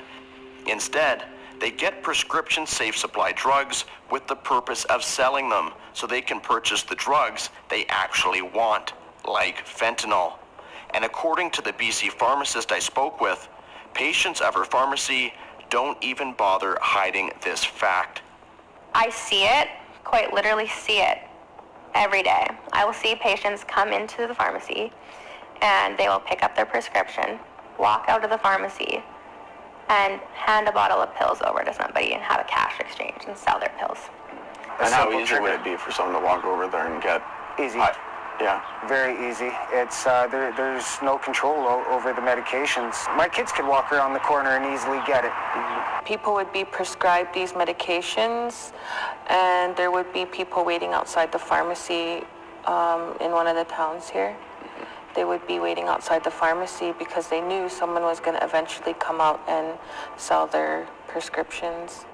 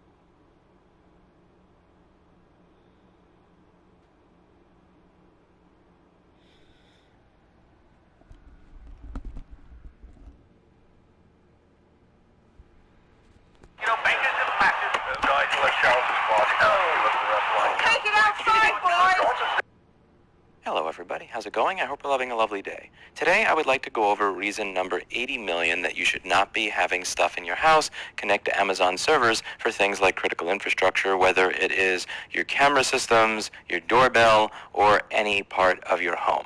This comes from Mr. Brandon Jackson. It says, on Wednesday, May 31st, 2023, I finally regained access to my Amazon account after an unexpected and unwarranted lockout that lasted about a week from Thursday, May 25th. This wasn't just a simple inconvenience. I have a smart home, and my primary method of interfacing with all the devices and automations is through Amazon Echo devices via Alexa. The incident left me with a house full of unresponsive devices, a silent Alexa, and a lot of questions. The sequence of events that led to this digital exile began innocuously enough. A package was delivered to my house on Wednesday, May 24th, and everything seemed fine. The following day, however, I found that my Echo Show had signed out, and I was unable to interact with my smart home devices. My initial assumption was that somebody might have attempted to access my account repeatedly, triggering a lockout. I use a fairly old email address for my Amazon account, and it's plausible that an old password might have been exposed in a past data breach. However, I currently use strong auto-generated passwords via Apple and employ two-factor authentication with an authenticator app, so unauthorized access seemed unlikely. I swiftly checked my other accounts, social media, streaming, etc., to ensure that I hadn't been compromised. All seemed normal with no flood of notifications from Microsoft Authenticator that would indicate an attempted breach. Puzzled, I found the advice of the Amazon app and dialed the customer service number it provided. That's when things began to take a surreal turn. The representative told me that I should have received an email, which I indeed found in my inbox. It was from an executive at Amazon. As I dialed the number provided in the email, I half wondered if Amazon was experiencing some issues and I was unwittingly falling for a scam. You don't expect trillion-dollar companies to email you and then have them say, "Call me back, bro," so I completely understand where he's coming from. When I connected with the executive, they asked if I knew why my account had been locked. When I answered I was unsure, their tone turned somewhat accusatory. I was told that the driver who had delivered my package reported receiving racist remarks from my Ring doorbell. It's actually a Eufy, but I'll let that slide. Here's where things got even more baffling. First, I have multiple cameras recording everything that happens on my property. By the way, I hope those cameras are going to a local NVR. If the driver's claims were accurate, I could easily verify them with video footage. Second, most delivery drivers in my area share the same race as me and my family. It seems highly unlikely that we would make such remarks. Finally, when I asked what time the alleged incident occurred, I realized it was practically impossible for anyone in my house to have made those comments, as nobody was home around that time, approximately 6:05 p.m. I reviewed the footage and confirmed that no such comments had been made. Instead, the Eufy doorbell had issued an automated response. "Excuse me, can I help you?" The driver, who was walking away and wearing headphones, must have misinterpreted the message. Nevertheless, by the following day, my Amazon account was locked and all my Echo devices were logged out. Let me be clear. I fully support Amazon taking measures to ensure the safety of their drivers. However, I question why my entire smart home had to be rendered unusable during their internal investigation. It seems more sensible to impose a temporary delivery restriction or purchasing ban on my account. Submitting video evidence from multiple angles right after my initial call with the executive appeared to have little impact on their decision to disable my account.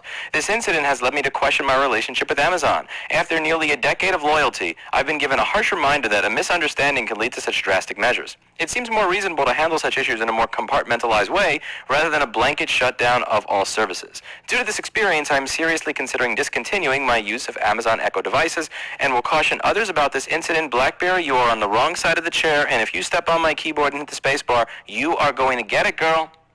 You're going to get it. Left side of the chair, Barry. Good, Barry. Due to this experience, I am seriously considering discontinuing my use of Amazon Echo devices and will caution others about this incident. This ordeal has made the case for a more personalized home assistant system, perhaps using Raspberry Pi devices scattered around the house. Despite promptly submitting video evidence, immediately upon learning of my issue, my account remained locked. The timing couldn't have been worse. The onset of Labor Day weekend was approaching, and I was keen to resolve the issue before the long weekend. However, despite numerous calls and emails, it wasn't until Friday afternoon that I had received confirmation that the investigation had started. I was told to expect a response within 2 business days, meaning not until Tuesday of the following week at the earliest. In the end, my account was unlocked on Wednesday with no follow-up email to inform me of the resolution. This is one of those things where this drives me nuts. So instead of apologizing for the fact that they fucked with somebody who purchased items in their home that apparently they don't have permission to use if a delivery driver mishears a fucking automated doorbell, that they can't even just say, "Hey man, we're sorry. We fucked up. We realized there was nobody actually there." Have you ever dealt with one of those situations where there's somebody in your life that does something massively screwed up and they realize that they did something massively screwed up, and then like the moment they realize it and they undo whatever it is that they did, they just walk away, or they just say, well, they just don't say anything, don't even make eye contact, rather than be man enough to go, "Hey man, I'm sorry, I screwed up." It's just a piece of shit way to behave. Speaking of piece of shit ways to behave, somebody is supposed to stay on the left side of the chair. BlackBerry. This incident stands as a stark reminder of the need for better customer service and a more nuanced approach to incident management. Through sharing my experience, I hope to encourage Amazon to reform and rethink their approach to handling such situations in the future. It's essential for customers to feel confident in the security and reliability of their services, especially when those services are integral to the functionality of their homes. It's time for Amazon to take a more customer-focused approach to problem solving and conflict resolution. So let's get this straight.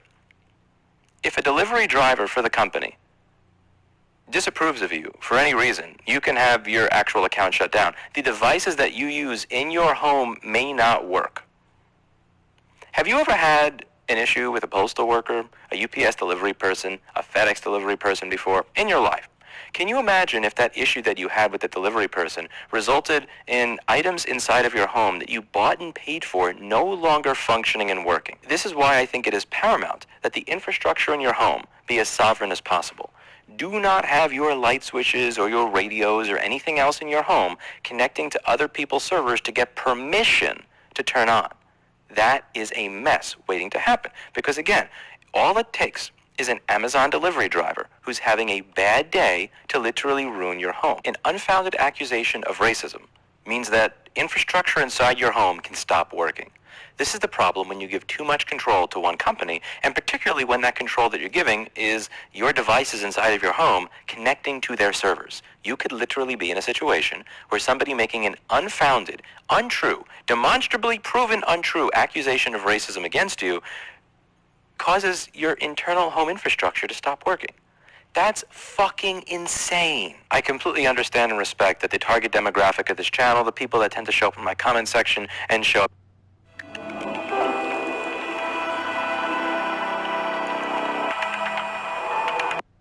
I completely understand and respect that the target demographic of this channel, the people that tend to show up in my comment section and show up to meetups, are not the people who need to hear this public service announcement. You guys are ripping the computers out of as many things as possible that do not need a computer because you don't want to live in a world where the infrastructure in your house stops working because some douchebag at Amazon decided to listen to the unverified claims of someone who misheard a Ring doorbell. However, there are many other people out there that actually believe it's a good idea to have the infrastructure in their house connect to somebody else's servers, sending those other people information, making their house completely dependent on some douchebag that works at Amazon for the ability of their devices at home to work, that doesn't even have the courtesy to apologize when proven that they were wrong for turning off what you bought and paid for. Don't have this stuff inside your house. You don't need a smart home. You don't need, like, am I allowed to say that? You don't need a home that connects to other people's servers. You are fine without it. You don't need it now. If you want a light to turn on, turn the fucking switch. What I have over here, if I want to listen to music, I got a computer. That computer has a program that runs locally, plays my music when I want, that I ripped off of my albums, that plugs into a nice little Rotel RB1090 amplifier over there. That thing doesn't connect to the internet at all. Jeff Bezos can't turn that thing off if he wants to. Hell, that thing doesn't even have a remote. I had to get a separate thing that you can plug an item into that doesn't have a remote, so that is literally just a relay so that I can turn it on and off when I want to without having to get up and walk over to it. That plugs into a set of nice Vandersteen Model 3s. I got all my acoustic panels over here. This thing sounds way better than some shitty-ass little cloud Bluetooth speaker. Listen to this.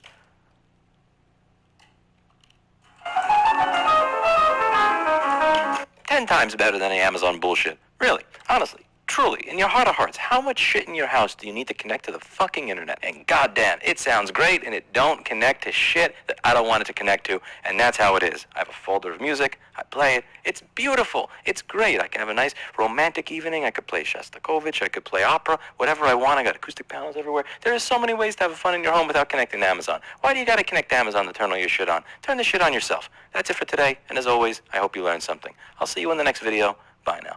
Hello, everybody.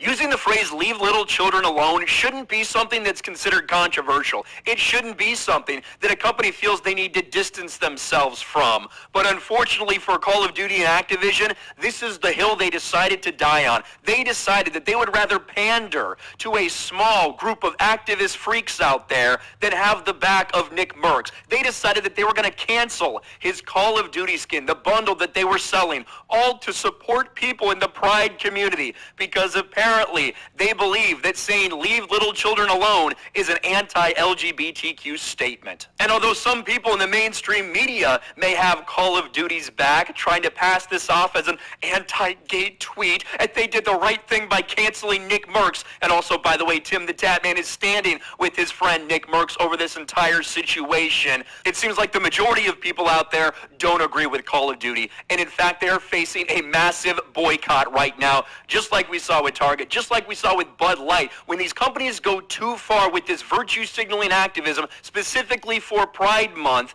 it will not end up well for you. And now, when you look at Call of Duty, it seems like them and Activision are in full panic mode right now. They're trying to ignore some of this backlash, or in some cases, like in the case of with the Activision tweets, They're not even allowing people to reply. They have locked replies for Activision when it comes to anything Pride related. Look at this. Join us in celebrating the power of Pride. We're going to be at a Pride parade, which took place over the weekend.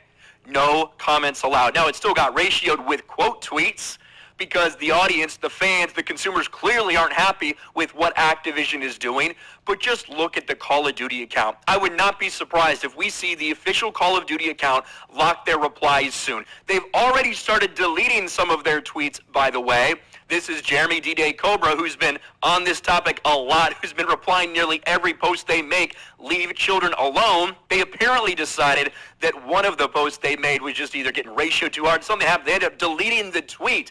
Can't go back and find what that was, but we can certainly still go through and look at all of the things they have posted, and every single thing is a ratio.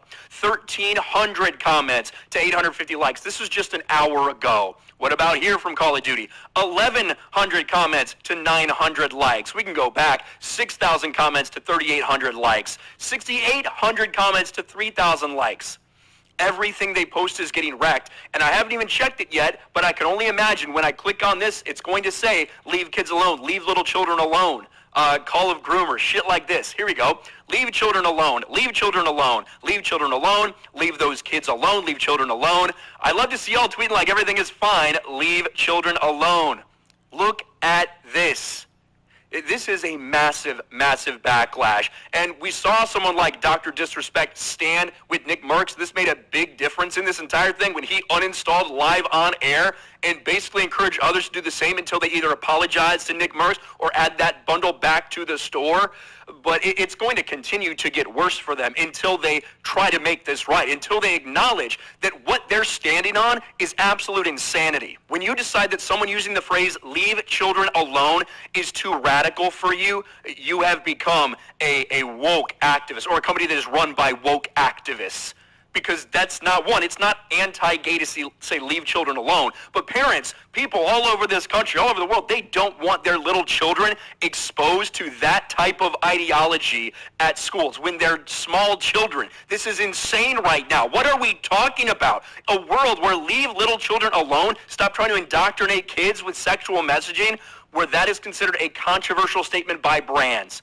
So the inverse must be true. You must be advocating. If you're going to take this type of stand and remove someone's entire bundle because of that, if you're going to effectively try to cancel them because of that, you must think that the opposite is what we need, is we need children being indoctrinated in all these type of sexualities at a very, very young age. That must be what you're saying, Call of Duty. This is the position they have decided to die on. They are dying on this hill that leave children alone is just so offensive. It is absolute bullshit, and things continue to get worse between locking down the replies and between, having to delete tweets because maybe that was just too far. Maybe the backlash was just too much on some of those, but they're getting ratioed on every single thing they put out now. This is going to get worse before it gets better. Hey, if you want to make your voice heard, let them know. Leave children alone, because clearly Call of Duty hasn't got the message yet. Let me know your thoughts.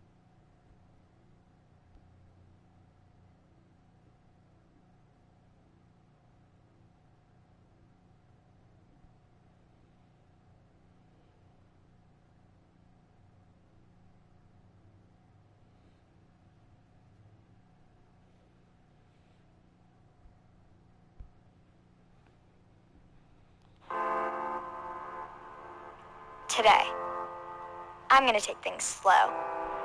So what do you...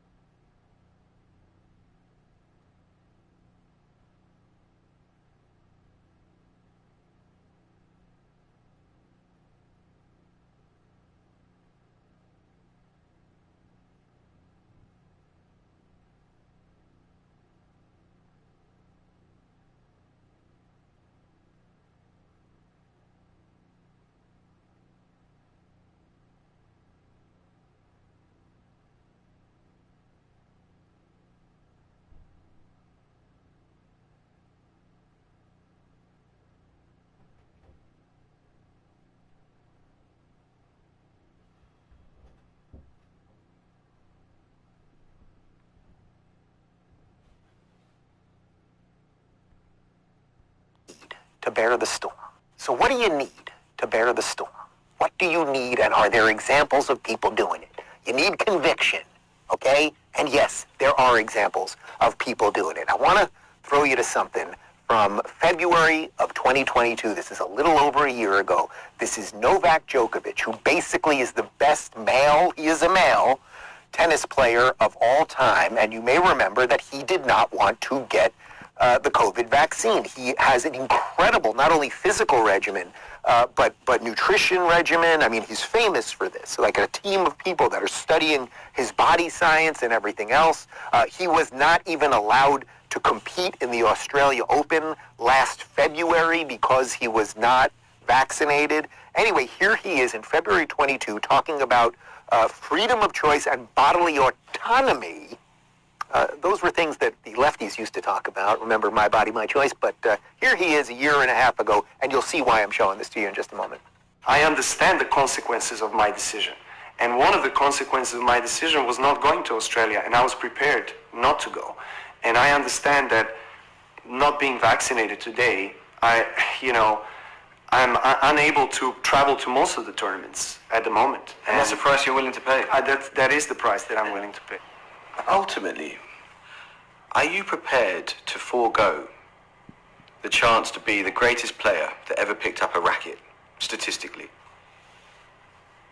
because you feel so strongly about this jab? Yes. I do. But as things stand, if this means that you miss the French Open, is that a price you'd be willing to pay? Yes, that is the price that I'm willing to pay. And if it means that you miss Wimbledon this year, again, that's a price you're willing to pay? Yes.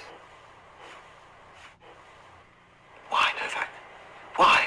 Why? Because the principles of decision-making on my body are more important than any title or anything else. I'm trying to be in tune with my body as much as I possibly can. It's a really evil question, the way that it was framed, because he is the best male tennis player of all time. I think now he has 23 Grand Slam wins, if I'm not mistaken. And, you know, the idea that somehow that was it, that wouldn't be true. What the guy meant was, okay, if you don't compete in more of these because you didn't get vaccinated, you won't be the greatest of all time. But the point is he has conviction, right? I don't need this thing. And I am willing to do what is right, and it will cost me money, it will cost me treasure, it will cost me accolades, fame, etc., etc. Now, you may remember that even 3 months ago, this headline from the Daily Mail, Novak Djokovic is denied entry to the U.S. again and will miss the Miami Open, okay? Now, you also might remember that at one point, Governor DeSantis was trying to figure out a way to get Djokovic in. They were going to, charter a boat that would somehow get him to the Bahamas, then into Florida, and blah, blah. Anyway, that didn't happen. Long story short, you know what did happen over the weekend? So the guy did not get the vaccine. He missed a couple Opens. He probably could have several other Grand Slam wins in his belt right now. Well, he did win the French Open this past weekend, his 23rd Grand Slam title. Here's a little video.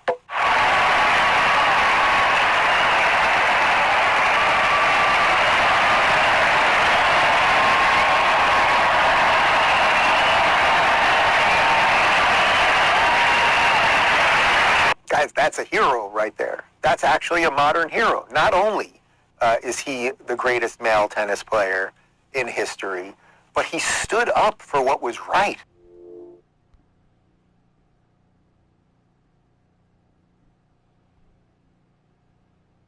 Everyone is talking about this new ice hack that's been on the news lately. It says drinking this ice water can flush 1 pound of belly fat every day. My grandma...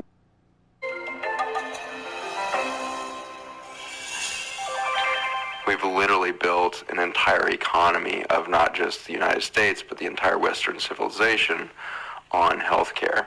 And that's been a hidden reality for a long time. Mm-hmm. But for thousands of years, the real control of populations has been around their food.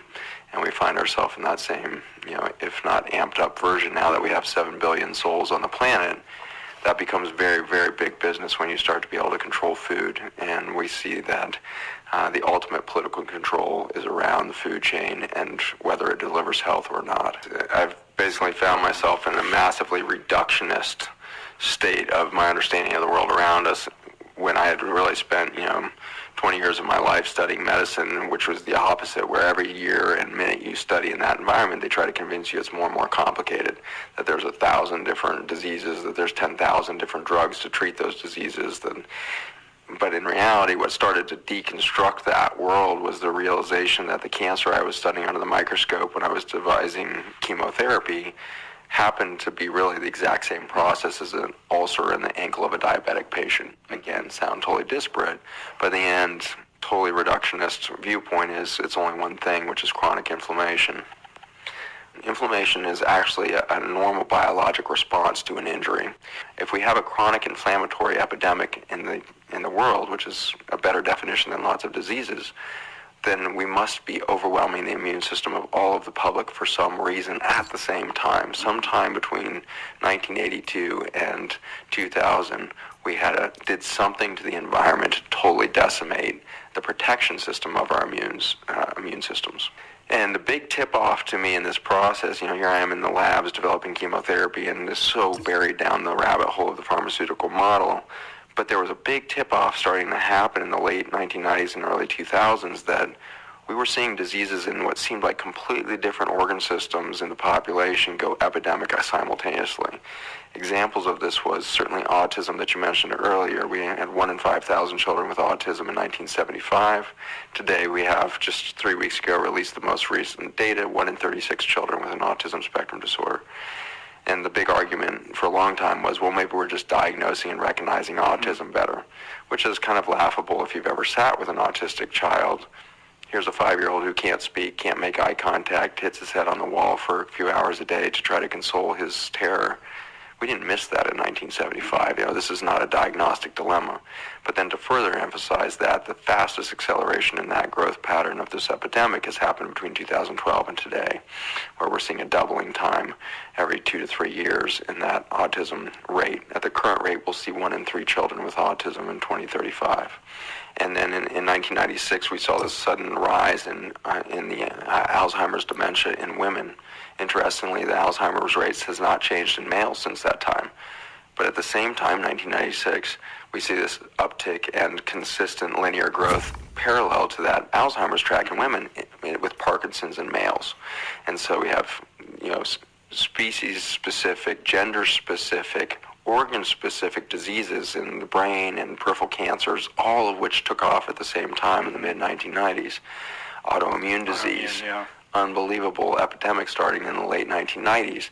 And so this was like the cracks that were starting to form in my worldview, that maybe there weren't 1,000 different diseases because they all started going epidemic at once, which really begged the question, is there a root cause of the root cause of the root cause of all disease?